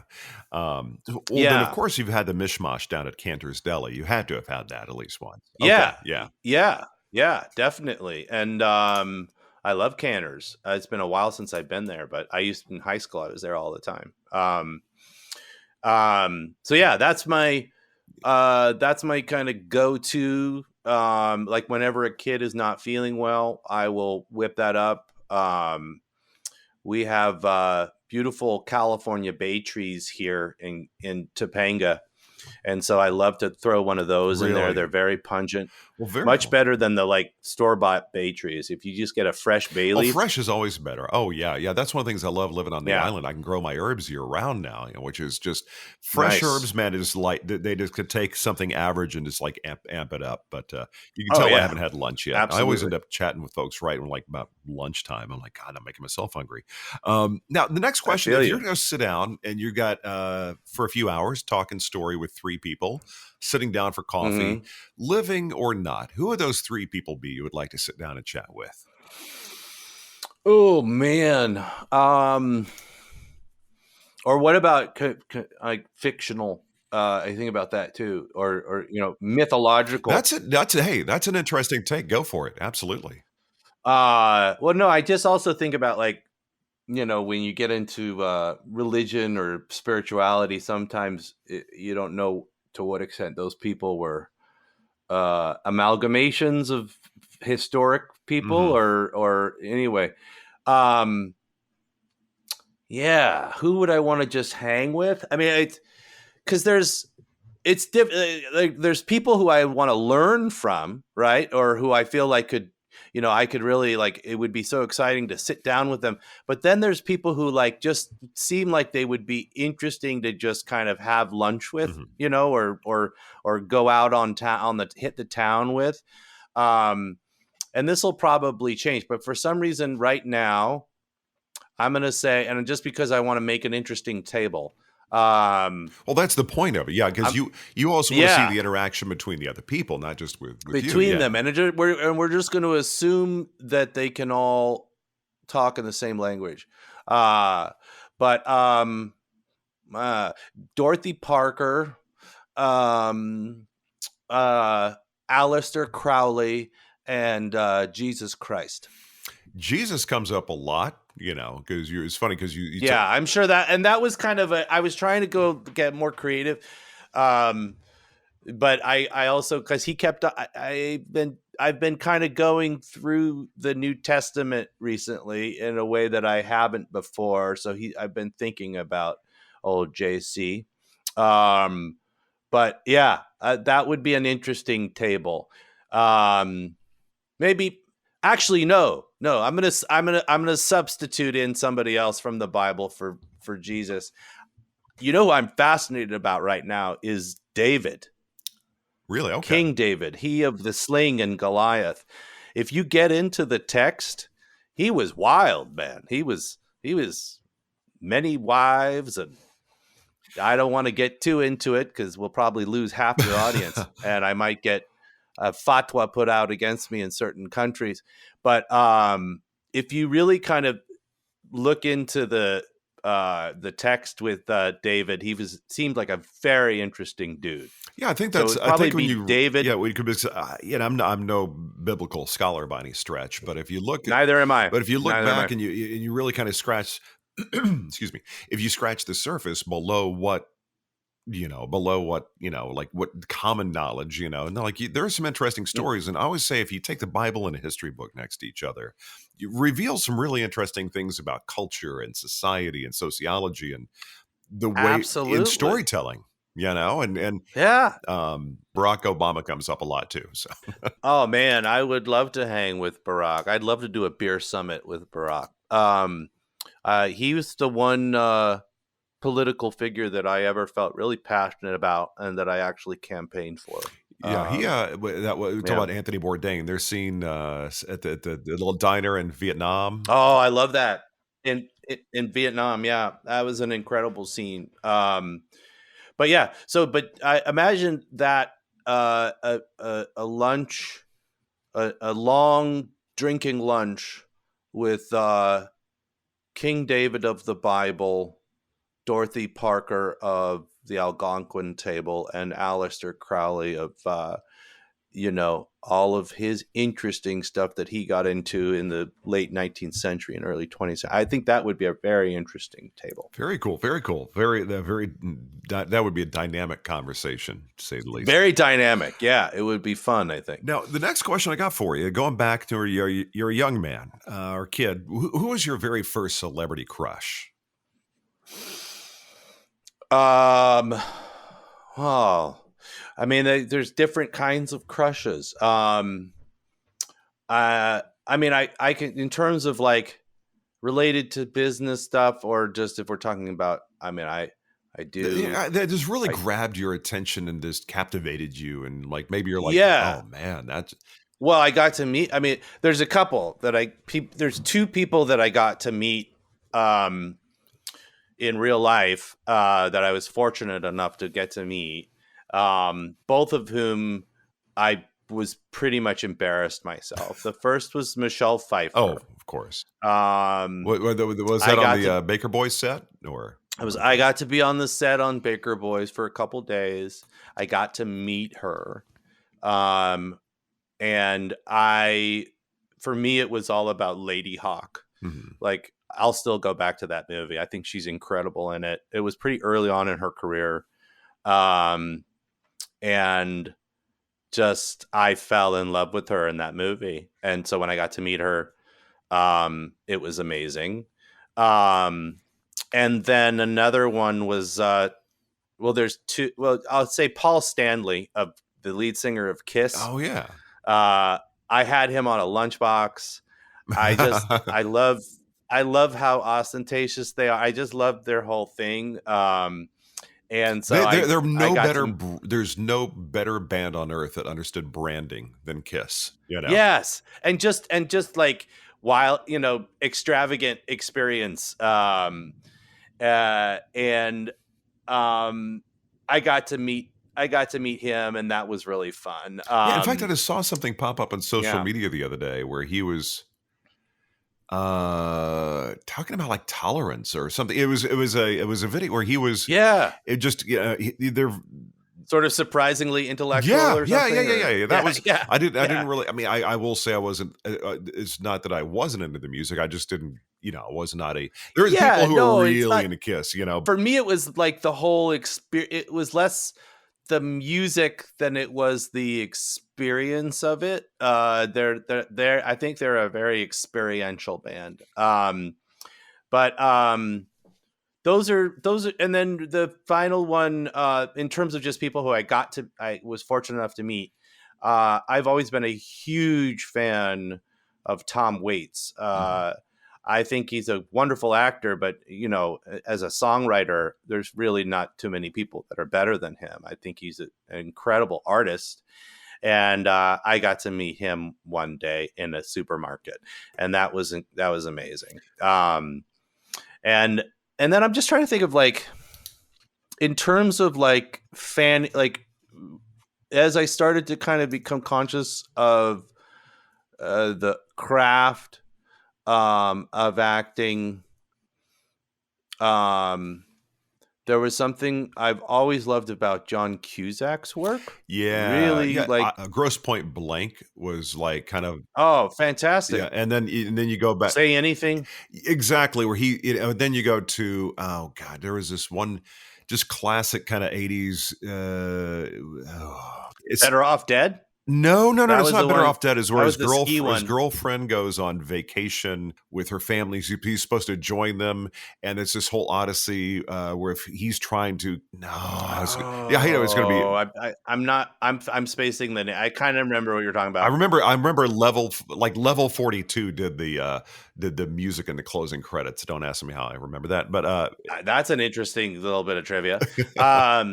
So, and then the there's like, I've always loved, I think, in terms of like being kind of drawn to somebody's work and learning about them. Orson Welles, I became kind of obsessed with his story. I think when you look at like the first sort of 10 years of his career, I don't think anyone will ever touch it. Mhm. When you just if you think about just Citizen Kane and War of the Worlds, those two things that he was hugely responsible for. The radio program, I'm talking about the radio program of War of the Worlds, where people literally they were thought we were being invaded, committing suicide. Yeah, they thought that there was an alien invasion. I don't think we could ever do that. I don't think that like we being the creative community at this point, I don't think we could actually successfully, without actually going to jail. but it's a testament which to he managed to avoid. To the buy-in. Like he understood the medium. He understood what he's. Those are the people that interest me the most. Are the ones that get the machine and how it works, and they can work the knobs and make it into something special. But here's what he said though, what I find interesting is, and this was kind of borne out to be true. It was only because he was naive, because he was so young and kind of didn't know that shit. Like, because he didn't know what the rules were. He didn't know what you could or couldn't do. Thank God for a naivete in your 20s, or else you wouldn't do a whole lot of the stuff. That's what I know. And it was only because he was incredibly lucky and fortunate to have surrounded himself with people who he could communicate what he was after, and because they had experience, they could make it happen for him. Yeah, the theater of the mind that was radio, that was also special. That's the thing that got me into it early on. I remember being like 7 or 8 and wanting to do radio. And that's the reason why the podcast here, I like it as an audio-only format. Everybody does video, but you can't, walking the dog, exercising stuff. You can't really watch video. And they say, again, man plans, God laughs, but I might end up, doing a video bit of it, but I really like it just audio. I like the theater of the mind. I like having to activate that part of your mind that only gets the audio portion of it. I think that's 100%. Oh, by the way, I looked up the film. The John Cusack film is called Hot Pursuit. Robert Loggia was in it. Wow. Jerry Stiller. Wow. even Ben Stiller was in it. I'm gonna have to tap into that. Hot Pursuit. Yeah, I don't it's even one know of those that just one. great 80s movies, the ones that. The next question I got for you is now you're going to be on an island for a year. It's a resort somewhere you really, really want to be, but they don't have Mhm. streaming. You're going to be there a whole year. You can only bring one DVD. It's a movie you can watch over and over again, and a CD, or I'll say a box set even, of a band music. So if you want to listen to something music wise, watch a movie, one DVD, one CD. What are you going to bring with you? Okay, so I in on this island where there's no Wi-Fi and really no internet. We do have electricity, and I have devices that can play. I can only take with me one thing. Right. I have to choose one piece of music and one movie. Yeah, one movie, but I will say with the music it can be a box set. Or even, the movie, if it's like Lord of the Rings or something, you're going to bring a box set of that as well. Well, so that's now that you said, that might be where I would have to go. I might have to go with Lord of the Rings because I don't know. I just think I've now made this is like kind of shameful nerd disclosure. It is now becoming like an annual tradition to watch all three of them in the long form version. I read the book to my children cover to cover, really? Doing all the voices. So I'm a pretty huge Tolkien fan, and Peter Jackson fan. And I think that it stands up. It really holds up. I think it's an incredible piece of work, and very entertaining. You go through the gamut of emotions. So that would probably be the DVD. As for, man, the music's kind of almost harder, because there's so much music I really love. And you would want, part of I have pretty eclectic taste. And so it would be difficult for me to have, I would almost want to make a mix. Yeah. Like if I, we are the mixtape generation, so sure. Yeah. Well, and that's, I know we're getting into time here, but, just to give you a little kind of personal story. In the midst of the pandemic, this bench turned up just on the edge of my property on the road that looks on my back porch. And it was really looking right down on my porch. And I felt a little weird about it. It was also kind of on a slope. So I was afraid if anyone sat there, it could be a liability issue if they fell, God forbid, or something. So I wanted to put a free sign on it. And, hopefully somebody would come and haul away this bench. But then I thought about it a little bit more. And I decided I would, rather than be the grumpy neighbor, I would be the groovy neighbor. So now, Saturdays, generally, when I'm in town here in Topanga, I will broadcast a playlist to anyone who happens to come and sit at the bench set. At the bench. And I call it the bench set. And I commit, I've become kind of it's sort of like a religious experience. I sit there and I press play, I turn off my phone, and I'm just kind of committed to being there in that moment. Wait, so let me get this. You're on the bench, but you've got like a speaker set up? No, I'm sitting on I have a janky setup. I'm sitting on my back porch. I'm looking at the bench, and then I have a Bluetooth that's rigged up to a bullhorn so that the person sitting on the bench can hear it. And then I don't, the bullhorn I only put on when somebody's actually sitting there. But then, so that's what I do. And then I'll leave it playing, and I'll walk up to the bench and sit and listen And here's the Well, thing. that's cool. The No, I amazing thing love that about though. this. It's almost like this. It's sort of like being at a bar and having command of the jukebox, and everybody knows you're the jukebox guy. You got the right mix going. You know. Yes, and I've met more of my neighbors doing this exercise than I've ever met in 15 years of living here. So it's been a great exercise for me. So if let's say I knew I was going to be going to this desert island for the rest of my life, no Wi-Fi, I would probably sit down and make a very eclectic, long form set. Okay, so That there I you go. would See, burn to yeah, a good CD. mix. I like that. I like who would be some of the bands showing up in the mix though. There would be a lot. So I open up every playlist with Tighten Up by Archie Bell and the Drells. So that would definitely start out my playlist. And then we'd probably stick, kind of move into a lot. I really like soul music. And so we'd get some Otis Redding in there. We'd get, some Aretha Franklin. We'd get some You got to Al James Green. Brown.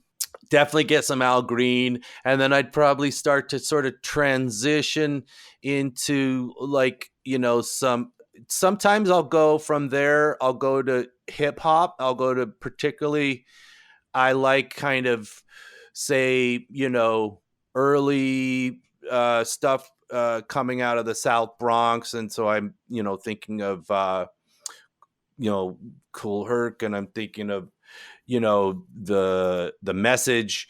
I'm thinking of Run DMC. Yeah. I'm thinking a lot of that kind of early stuff. And then I might kind of do a back and forth, New York, California, battle between, early hip hop acts. Might come into like some, mid 90s gangster rap stuff. And then I'll go back to like, the British invasion. All of a sudden I'll throw in some Beatles. I might even throw in some, crazy, bebop jazz. I'll throw in some like Yo-Yo Ma playing Bach. See, you're kind of like me. It's never. I'm all over the map, and I'll go through phases. The one that is, my youngest loves country music, and she and I can connect on that a little bit. So we're always, I got my Spotify year-end thing, and I'm like you. I'm eclectic as all get out. But Morgan Wallen was my number one, so I screenshotted it, sent it to Emma down, and she's going to school in Boca Raton. I'm like, okay, I wonder how this happened. About that? Was she excited about that? She's the reason why, because I'm in the car and she's always playing. She's Morgan Wallen's her guy, So well, how about that Jeff gave him the Artist of the Year and called him Morgan Whalen? Really? I didn't know. Oh, I got to tell her that. Yeah. At the CMAs, it was the big award end of the night. He was very excited because he's actually an amazing songwriter and musician himself. And Crazy Heart was kind of the realization, full circle thing for him. And so he has a lot of friends in Nashville, and he was so excited about that opportunity. And then, he messed up that. But you can't be mad at Jeff Bridges. No, it's like you can't be mad at the dude. Yeah. He came with his good spirit, and I think even he was appreciative and thought the whole thing was funny. Well, you by the way, side note, you did mention the dude. Does he have moments where you can? He even wrote a book, I think, something with someone. He did The Dude and the Zen Master with his Buddhist teacher Bernie, who was an incredible guy. He's no longer in this plane. Because there's somebody who started something called the Church of the Dude, where you can get ordained online. I was like, I got it. I don't know who's doing this, but I did it. I'm ordained in the Church of the Dude. Yeah. Oh, nice. I might do that because I've always had a spiritual bent, and I actually think of Jeff kind of as my. He would probably not like this designation, but I think of him as my guru in many ways. He's definitely led me down really amazing paths in terms of spiritual development. I'm a big Alan Watts Yeah. fan, and he once said, Yeah, he's very into Alan Watts. "Really? He's Okay." turned me on Well, to some. Alan Watts Yeah. once said, "It's like you don't need a guru unless you think you do," or something that effect. In other words, that kind of idea that gurus don't exist unless that's what you believe, and or of course, trying to deconstruct Alan Watts in half a second's really rough. Well, But and also it's that even the word has come to imply things that I think are kind of scary and frightening to many people. So the implication of it can be weird, but just in the sense of teacher, and I like the idea that which comes in different traditions and philosophies that the teacher will appear when you need them to appear. yeah, that's I think. you made my day knowing saying that he's into Alan Watts, because I used to work on the Yeah. radio briefly in Los Angeles, and I lived in Encinitas in Mhm. North County, San Diego, and I drove Oh. and I always would drive up, and I would go to Cantor's. I did a show just on the weekend just for fun, and I'd Yeah. always go to Cantor's on Friday and go get my dinner. Right. And then I'd Yeah. do my show, and I'd go grab a chocolate shake from In-N-Out Burger and cruise down to not the 5, I guess. Anyway, I would drive back to San Diego or North County. Yeah. And I would just listen to Alan Watts. And it was just such a cool, like, it was my once a week date without, and of course, recordings. Yeah. I'm totally with you. I love Audible. And I think what's interesting, going back to your early thing about, the sonic experience and, the kind of magic of radio in that way. I think they're starting to kind of going back to kind of it's almost like radio theater. Some of these productions that they're putting together, for me, just because it's kind of in my, where I'm a big fan of Neil Gaiman, and they did a really great production of Sandman. And I think there's now maybe 3 seasons, at least 2 seasons of that you can listen to. And it's amazing. You can just close your eyes and listen, and you're there, in the performances. They got really great actors, and it's I wonderful. agree. I think what's old is new again. I think people are discovering the zen of just the audio and relying on the part of your mind that the theater happens in. That is for me, because I came out of radio. In fact, it's funny, you mentioned the music thing, the mixtape. The last show I did for ABC Radio, it was called Retro Saturday Night, and basically I would have people on who would be actors, singers from the era. I'd consider retro from like 79ish up to 1991, but it was a satellite show, and I was able to go and just bring in, people would request stuff, but there was a playlist I could fall back on if I needed to, but I just was always free form. It was like I had this satellite jukebox going all over America. Nice. I tried to find interesting, harder to find stuff, from that era. But just as a little side note on the music, kind of your Mount Rushmore of 80, when you think 80s retro, what were you just into? Because you and I, both kids, I guess, graduated 91, whatever, so yeah. So what was your jam? Yeah, I mean, if we're talking really the 80s, I think, like, I've already mentioned, Cheap Trick. I really love Cheap Trick. In color and in black and white is a kind of, I think, stands up as a kind of a great album. And I'm trying to think, because I'm trying to also kind of not be super cool and jump to the 90s which is when I think my taste in music kind of matured. Because the 80s for me was very, it was like what imprinted was a lot of the hair bands kind of stuck with me. Some of the pop, but 90s is when I became really, I think, because I've been, like you said, you kind of mature in your musical taste, and you more deliberate, if you will. That's right. I mean, I liked a lot of that, heavy metal. I still love Metallica. I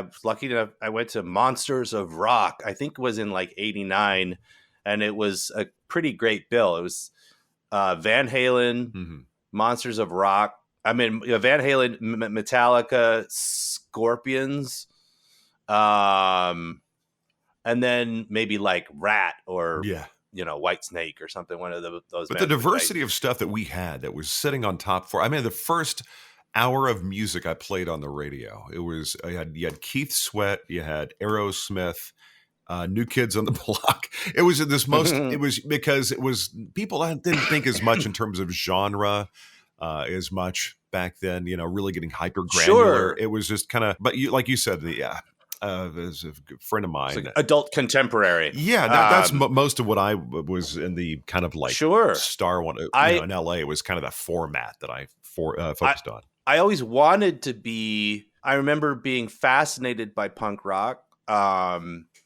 and being a little bit young to kind of seek out the scene, which was sort of similar to hip hop. Both of those, like I pretended, like I broke out my cardboard on Ventura Boulevard and pretended to break dance. Well, you mentioned that, like Henry Rollins, guys like that. Henry, he's a hero of mine. I'm a huge Rollins fan. I listen to his show. I think he's also a great DJ. He's a wordsmith and an incredible writer. I mean, that's I have sort of a closeted dream of someday working in radio and being a DJ. Well, you are, except in your neighborhood, That's right, in my neighborhood, whether they like it or not. The only thing I rarely get on the bullhorn. Like I thought about at one point, like in between, every fifth song I'd come on and you just heard, that was, the end of the world, or that was Rome by the B-52, whatever. I haven't done that. But yeah, I think, I kind of disclaimed the 80s in the way that people in the 80s disclaimed the 70s. And people in the 70s sort of disclaimed the 60s. I have trouble really owning the 80s. I think of myself as a child of the 70s more than I think of myself as a child of the 80s, even though that's not really true. I think that's something culturally I find fascinating, though, is that like in the 90s, we were all obsessed with like disco culture and that kind of fashion. That came kind of back around, whereas people in the 80s thought all of that was in such terrible taste and hated it. It's funny you put it that way. Yeah, you're right.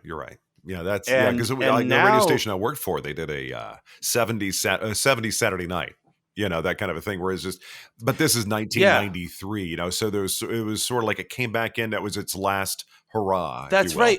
And then in the 70s, everyone was obsessed with the 50s. You had Grease, you had, Happy Days. You had this kind of like, it's always, and it's interesting that your show is retrospective or retro. Like we're always kind of looking back.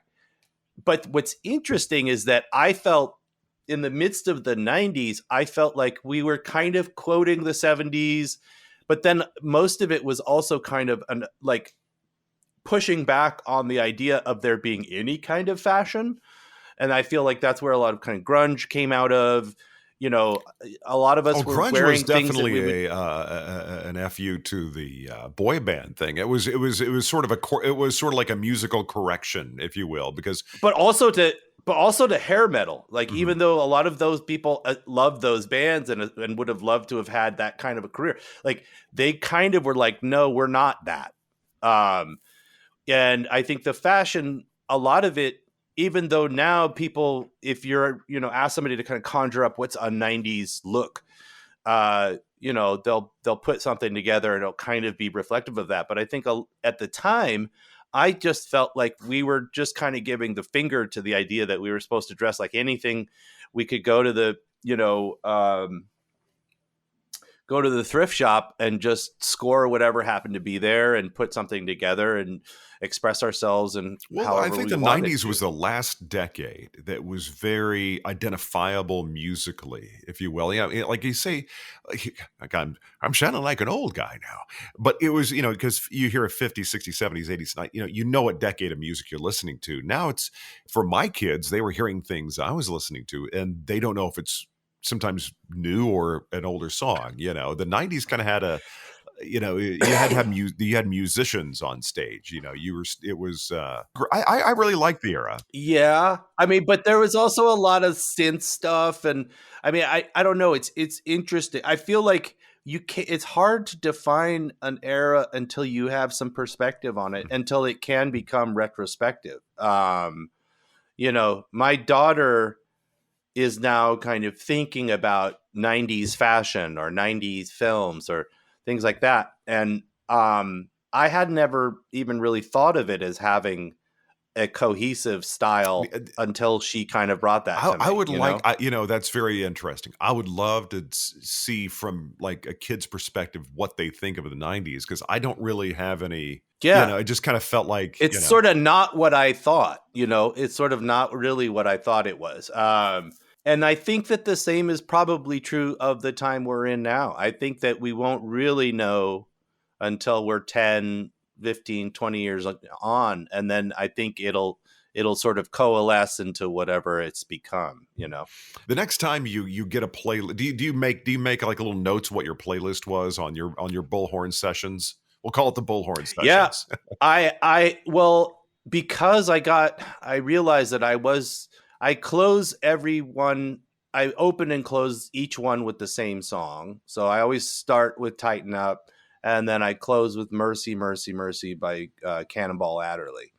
And then in between, there you go. You got the radio guy vibe, because we all, when we put a show together, always kind of think, how do we open and what are the bookends of this show? And so that's my sort of like signature. Like when you hear that music come on, you're about to sit down at the bench. You know what you need to do is create that playlist, put it on Spotify. Spotify. It's on Spotify. Yeah, I'm on. It's like anyone you could. Most of my playlists are public, so you could probably just find me on Spotify and check them out. Yeah, I do. Sometimes I'll do like a playlist for somebody's, in the way we used to make mixtapes, for someone's birthday, or, as a gift. I like to kind of give people playlists, but then of course not everybody has Spotify or wants to pay the $10 a month for the the premium subscription, so they can't. They're like, what am I supposed to do with this? But yeah, I love Spotify for that. For the way that you're right. That is the modern day mixtape. It's like, here's my link. I think some of the kids are discovering the 90s thing, especially 90s. What's popular right now is 90s country with a lot of the younger kids, because they're discovering that. And that's right. And for them, that's kind of like, that's where the real ancestors came from. Of course, like your uncle, being in I'm pretty sure he would say maybe, Willie Nelson and all those guys. And that's kind of when I grown up in Texas, that was our thing. So country's always figured in a little bit for me as well. I really talk about Nepo babies and kind of giving their finger. I love Luke Nelson and the what is this band? The something of the real. The Nelson. It was just Nelson, or like, well, back in the day, it was just Nelson. No, not Nelson.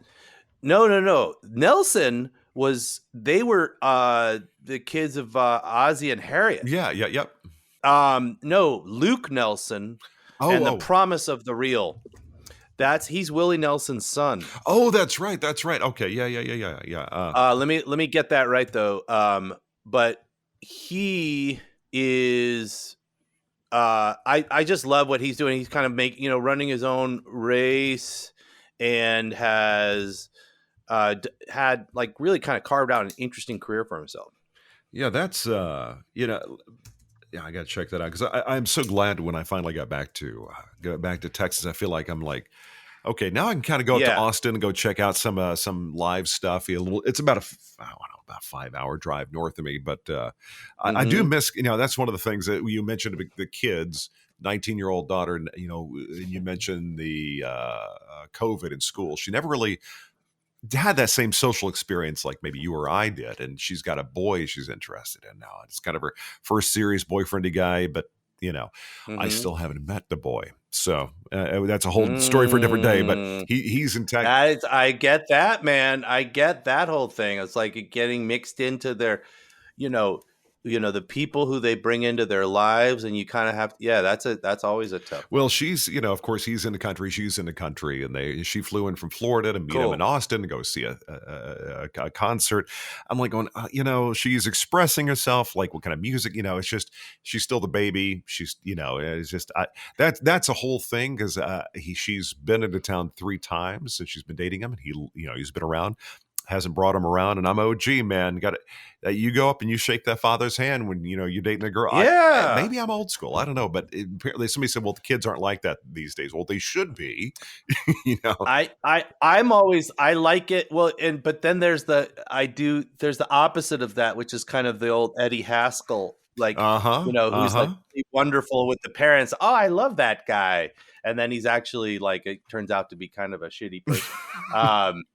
But I do like it, though, when I'm meeting, and not even just if it's a romantic, but if it's just their friends. I like the friends who are cordial and respectful. And just kind of see where they're at. You're enjoying your kids' life in a way, the choices they're making, the people they want to be around. That's kind of the thing. Unless somebody's treating one of my kids wrong, I'm like, no, do your thing. You float it's those people who kind of color that moment of your life to a degree. So you get to kind of experience that vicariously through the kids, but kids, man, I tell you. But we talked about the music in the movie on the island. But if you were the next question, if you were to say from the time you get up to the time you go to sleep, you're going to define the component parts of a perfect day for you. Like you said, this day it clicked for me. What's my perfect day? All the component parts. If I were to have a perfect day, well, it would definitely be, because right now I'm away from my wife and kids, because we kind of split our time between New York and LA. And right now they're in New York and I'm in LA. So it would definitely be a day when we were all together. And because it's my day, I would start out, we would all, I like to have a practice every day where it's kind of a mind, body, spirit practice. So it's like I start out by, I like to do the mini crossword, the New York Times. I like to play Wordle. I like to do Yordle, which is like a history version of it. Yordle? So I got to look that up. Okay. Oh yeah, look up Yordle. It's really fun because every day, and it's a similar thing like Wordle, where you have 6 tries to figure out the year that all of these things, they give you a list of things that happened and you have to figure out the year that it all happened. See, I think I would be good at that to some degree. I get in the well, ballpark. What's great, I usually am able to get it. But what I love about it is that inevitably there's one of the things that happened on that year I did know nothing about.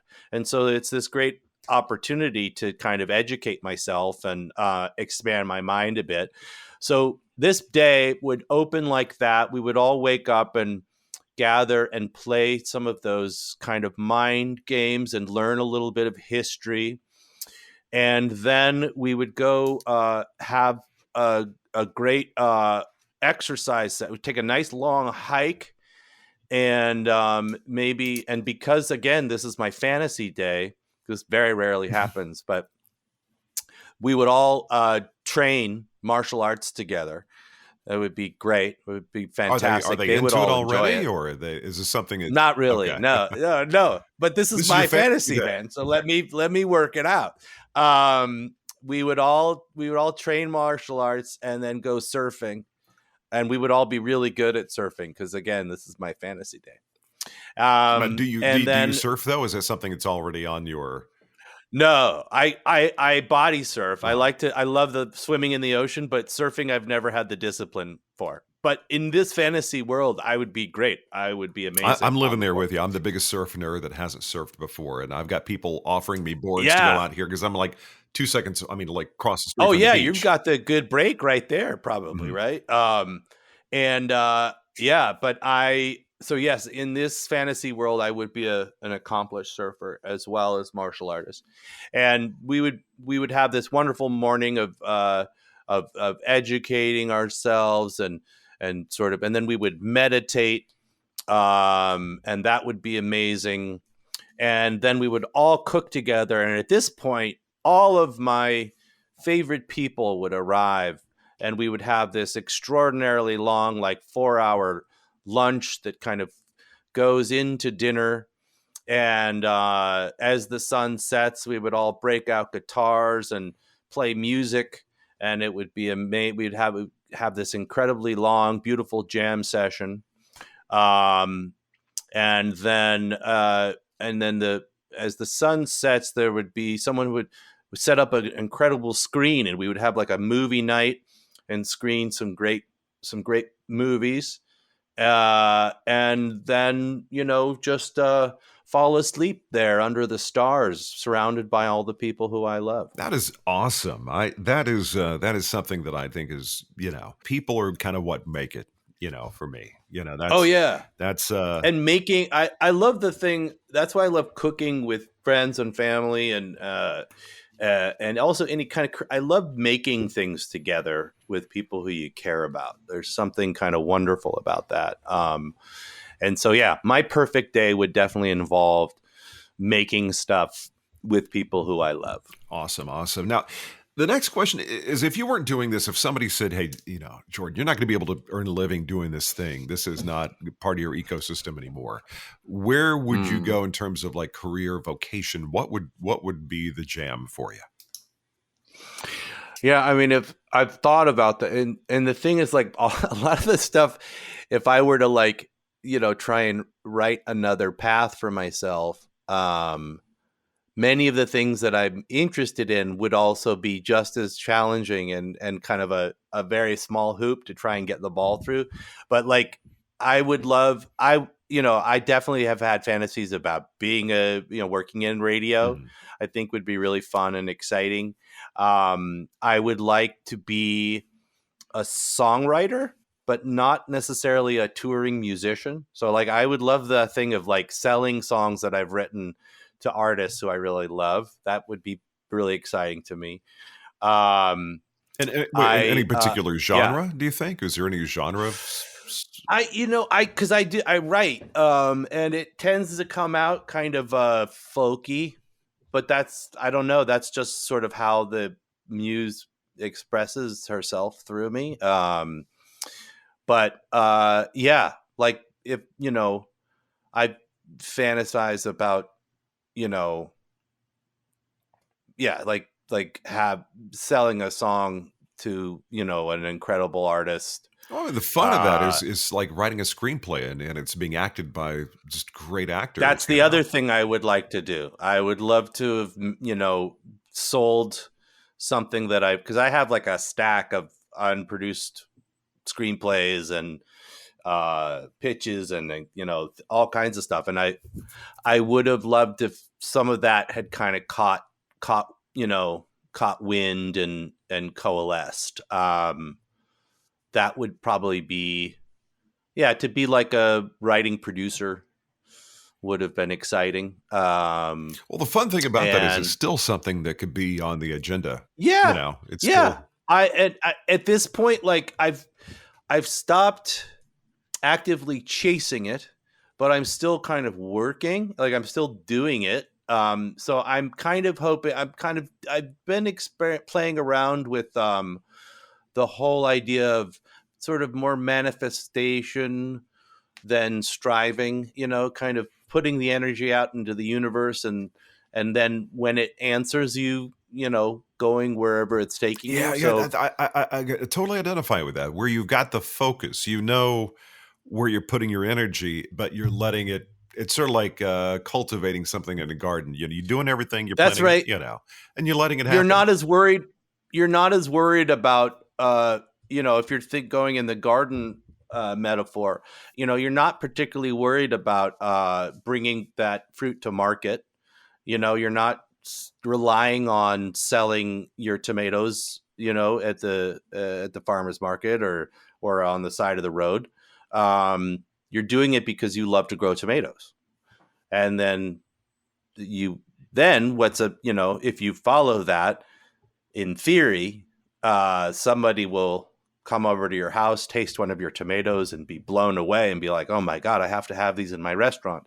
And then all of a sudden you have a little side gig growing tomatoes for your favorite restaurant. So it's like, that's the kind of thing I try to manifest with all of the ways that I express my creativity and just being a human being. Isn't that something that's kind of that has sort of evolved with age a little bit? You don't hold on as tight. You kind of let some things kind of be, but you kind of guide the direction a little bit.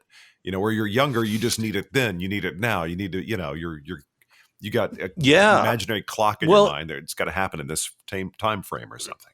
Sure. And I think also, like, we like to think that we have a lot more control than we actually do over anything. Mm-hmm. And I think will is important. I think it's important to have intention and know what you want, know what you're after. But I think sometimes having, trying to like lay out a roadmap for yourself, or also pattern yourself on what somebody else has done, that's only going to be a recipe for, despair, because you'll never. Yeah, and they've already done it. So they've already done it that way. But now, the last question I've got for you here is it kind of sort of tethers into the same idea. But if you're going to jump into that DeLorean, you could go back in time and you can have a chat with you for a few minutes at 16 years old. What piece of advice or guidance would you be handing to 16-year-old you? Well, I have a much so that percolates and hits an interesting nerve with me, because I want to answer the question and then I'll go into the sidebar.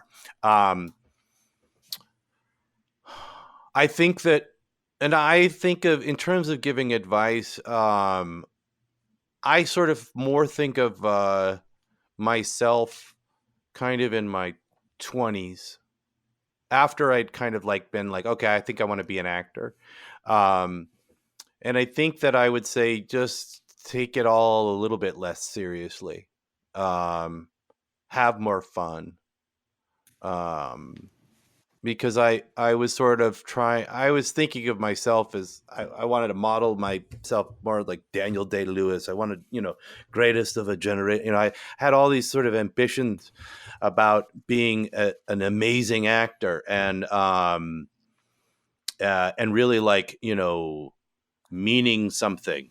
And it, in turn, I think I didn't have as much fun as I probably could have had or should have had. Just even in the work. So yeah, take it all a little bit less seriously is probably what I would advise my younger self. But at the same time, have more respect for yourself.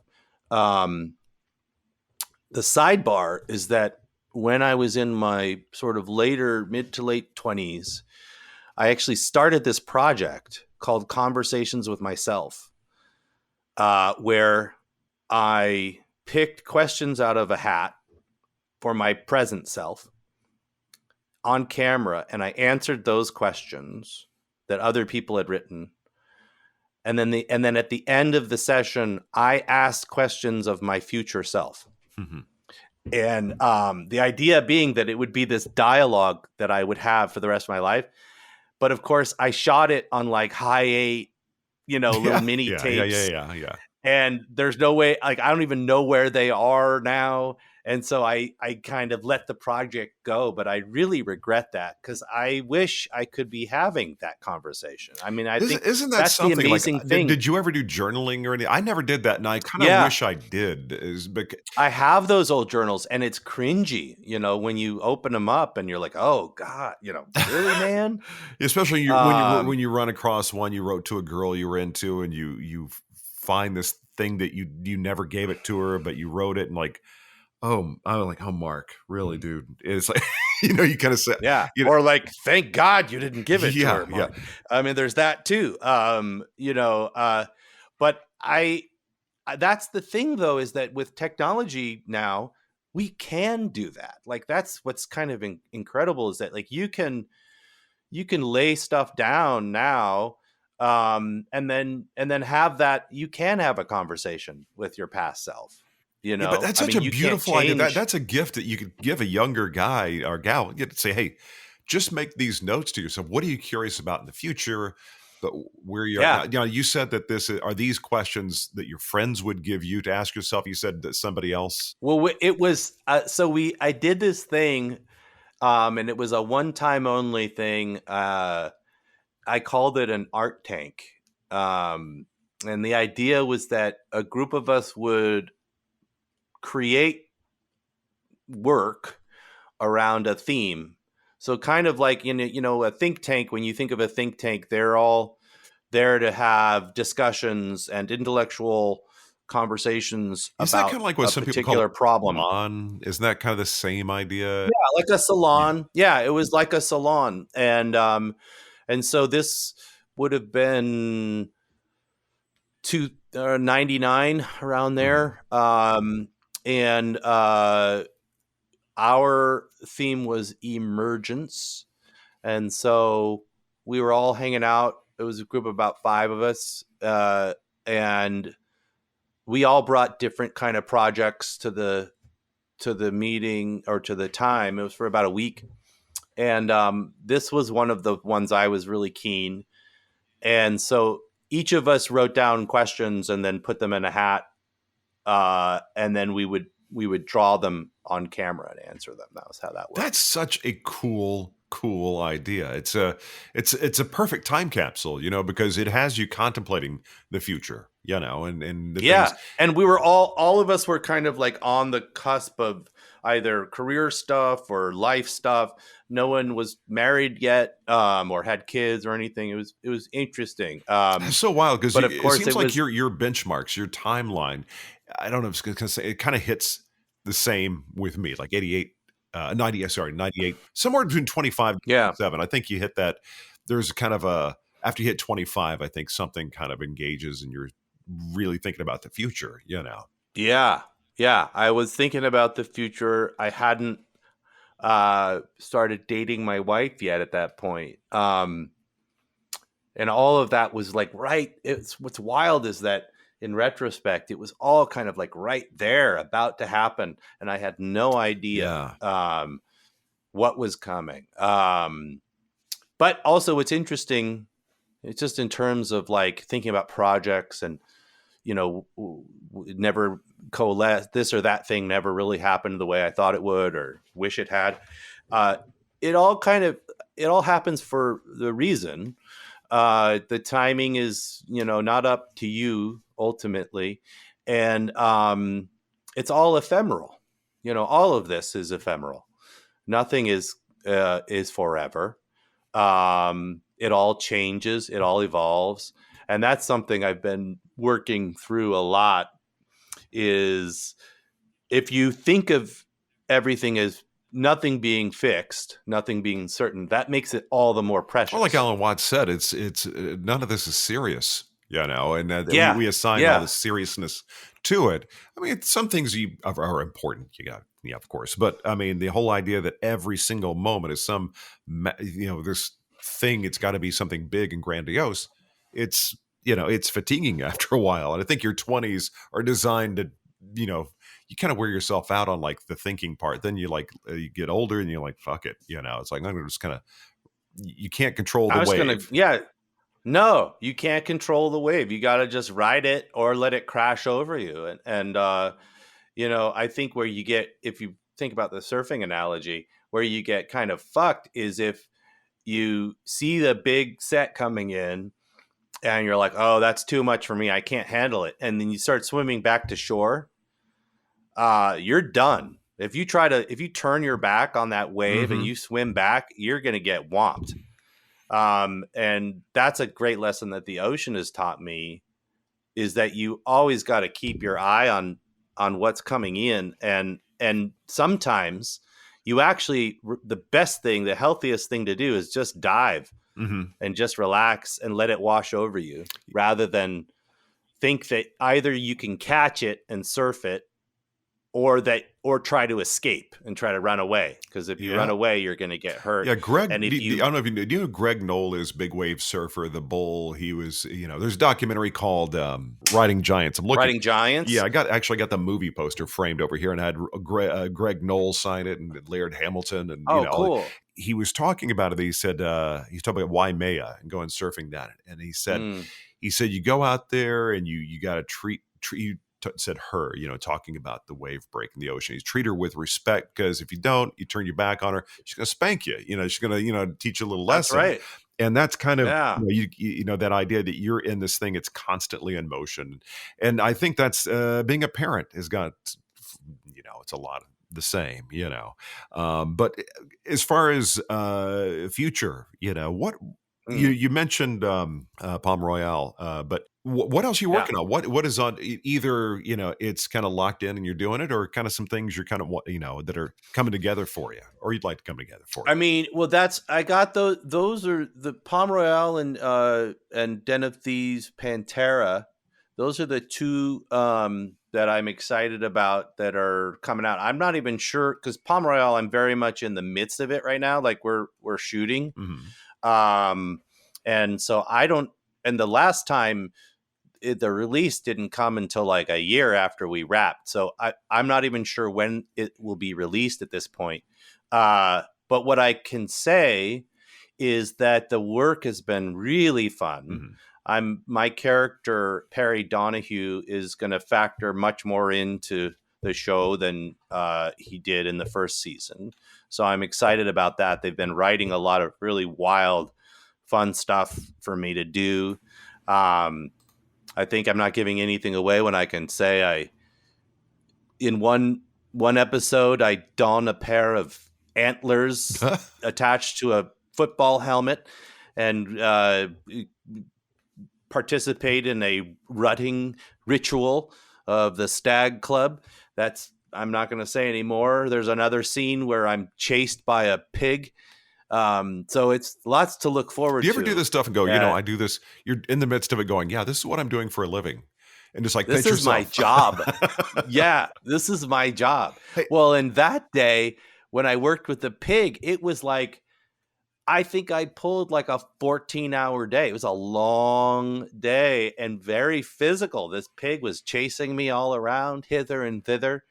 And I was, sort of jumping. I had painted myself into the corner of I was really excited about all this stuff. I wanted to be very physical. I love physical actors, and I've always thought, something I always wanted to do. So I had pitched that, and they bought it, and then I had to do it 30, 40 times. Be careful what you wish for, Exactly. Well, you got to be very careful. Did you have an opportunity? It's still on my list of stuff to check out. I checked out. It's like the same thing with Slow Horses. Started watching it. I'm usually working on my computer and laptop on the sofa. It's one of those ones this needs my full attention. I'm going to enjoy this with my full. But did you have a chance to work with Carol Burnett at all? Yes. Okay. That's another thing I didn't get to talk about, but thank you for prompting me.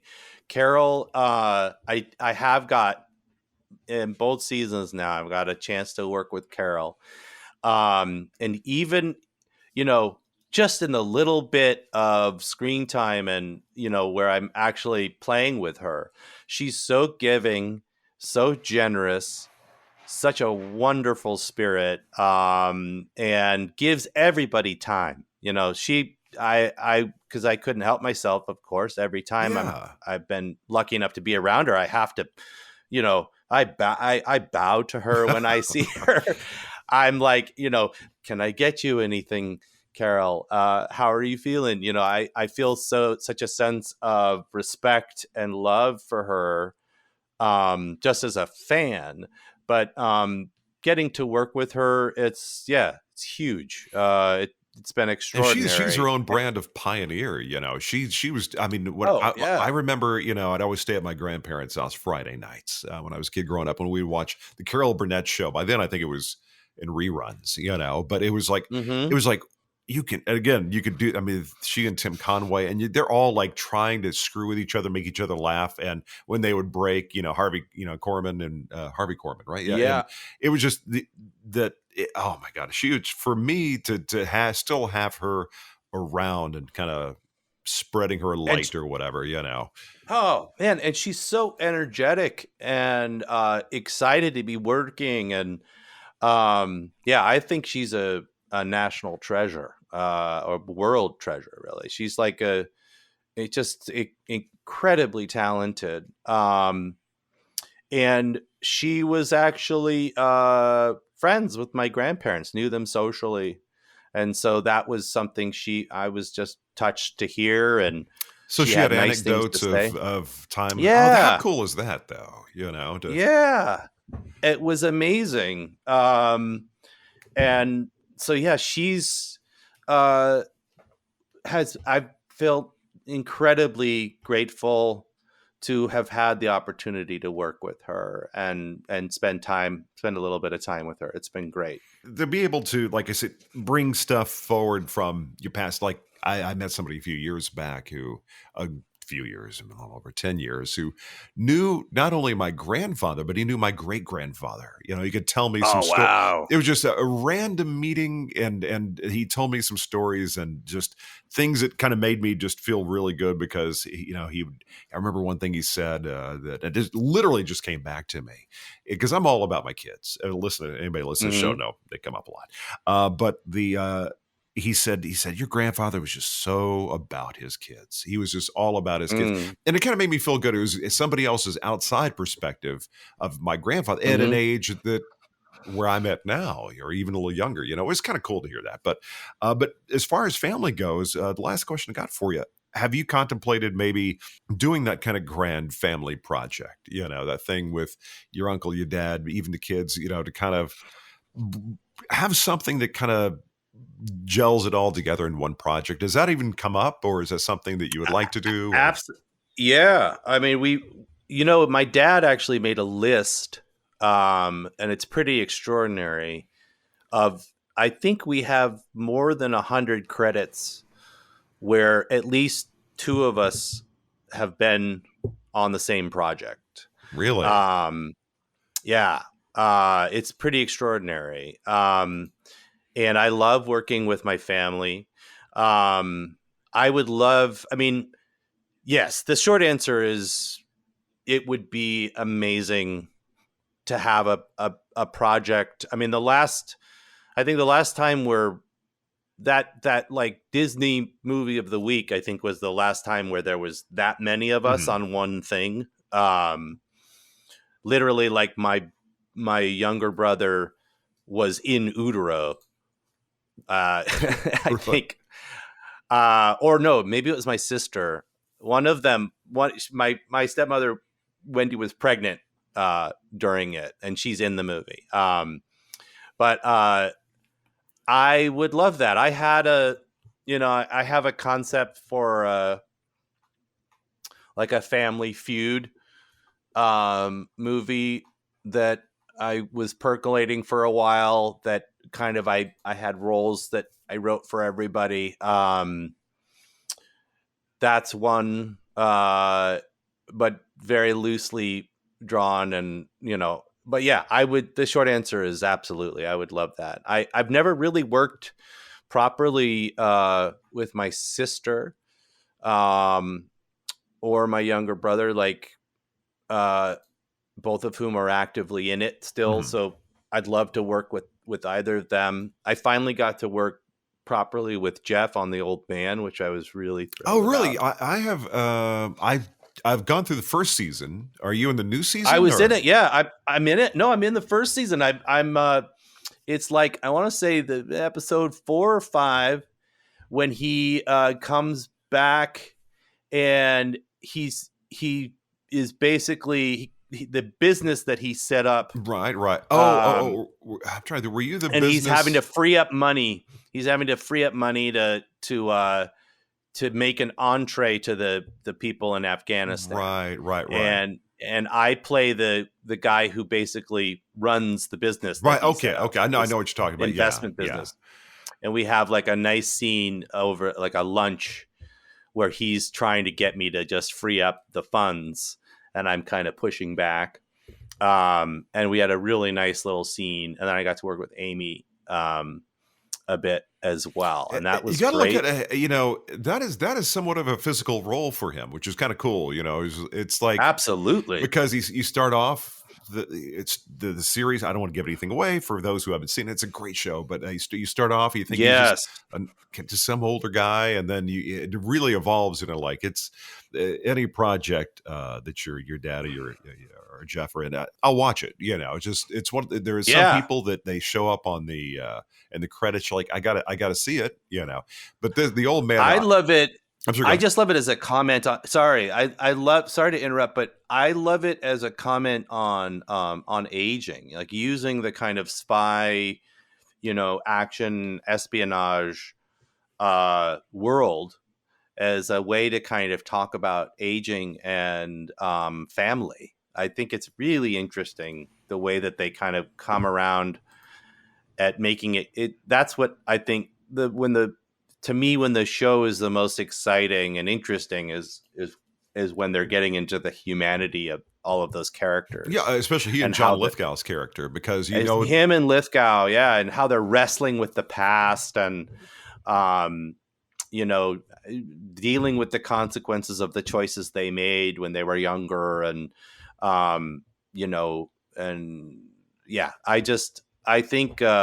I think it's a really nice piece of work, and I was just thrilled to be a part of it. Well, you've made me happy to let me know that Jeff likes he's a fan of Alan Watts. It's kind of I would love just to I would love to sit down with him, just like philosophical. I always love, like, even with you, I've so enjoyed the opportunity to, which is rare, to kind of sit down with a contemporary. Usually it's I've had the great fortune of, talking to some folks who've been around this business for a long time, and as well as kind of the quote unquote young Hollywood, which is a real cool experience. But it's always nice to kind of connect with somebody who kind of had they cut their teeth at the same time, Likewise, man. It's been a good wrap. Well, Jordan, man, thank you so much. Man, you've been great, man. More generous with your time. It's been genuinely just a real pleasure to sit down and chat with you. You caught me on a good day. Thanks a lot, Mark, man. This was a lot of fun. All right, Jordan Bridges. I told you this was the longest episode we've ever done, but man, was this really a lot of fun for me, and I hoping you enjoyed it as well. Very talented guy. The new movie right now in theaters, Den of Thieves 2, Pantera. Gerard, or Jerry Butler, as his friends call him. O'Shea Jackson Jr. It is in theaters right now. Of course, came out this past Friday, January 10th. I'm going to go see that myself, hopefully this coming weekend. You can also check out Jordan Palm Royale. Apple TV is where you can find it, along with Kristen Wiig and Josh Lucas, Ricky Martin, Leslie Bibb, and of course, as I bow down, the great Carol Burnett. Tell you what, if you would please make sure to jump over to storyandcraftpod.com/rate. Drop a review, leave some stars, follow Story and Craft. That way you get notified every time we have a new episode. And of course, leaving the stars, reviews, and whatnot helps folks to find the show. And I just wanted to thank you again for stopping by. And again, much love, big hugs, tough stuff happening in Los Angeles with the fires, and our guest today is right kind of near that. So, much love to him and to you if you were in Southern California and contending with this mess. I'm glad you took a moment to listen and take your mind off things, at least for a moment. Okay, I'm going to get on out of here. Thank you again for stopping by. And as I always say, thank you for making what I got going on here part of whatever you've got going on. And I will talk with you next time, right here on Story and Craft. That's it for this episode of Story and Craft. Join Mark next week for more conversation, right here on Story and Craft. Story and Craft is a presentation of Mark Preston Productions, LLC. Executive producer is Mark Preston. Associate producer is Zachary Holden. Please rate and review Story and Craft on Apple Podcasts. Don't forget to subscribe to the show on Apple Podcasts, Spotify, or your favorite podcast app. You can subscribe to show updates and stay in the know. Just head to storyandcraftpod.com and sign up for the newsletter. I'm Emma Dillon. See you next time, and remember, keep telling your story. Come on.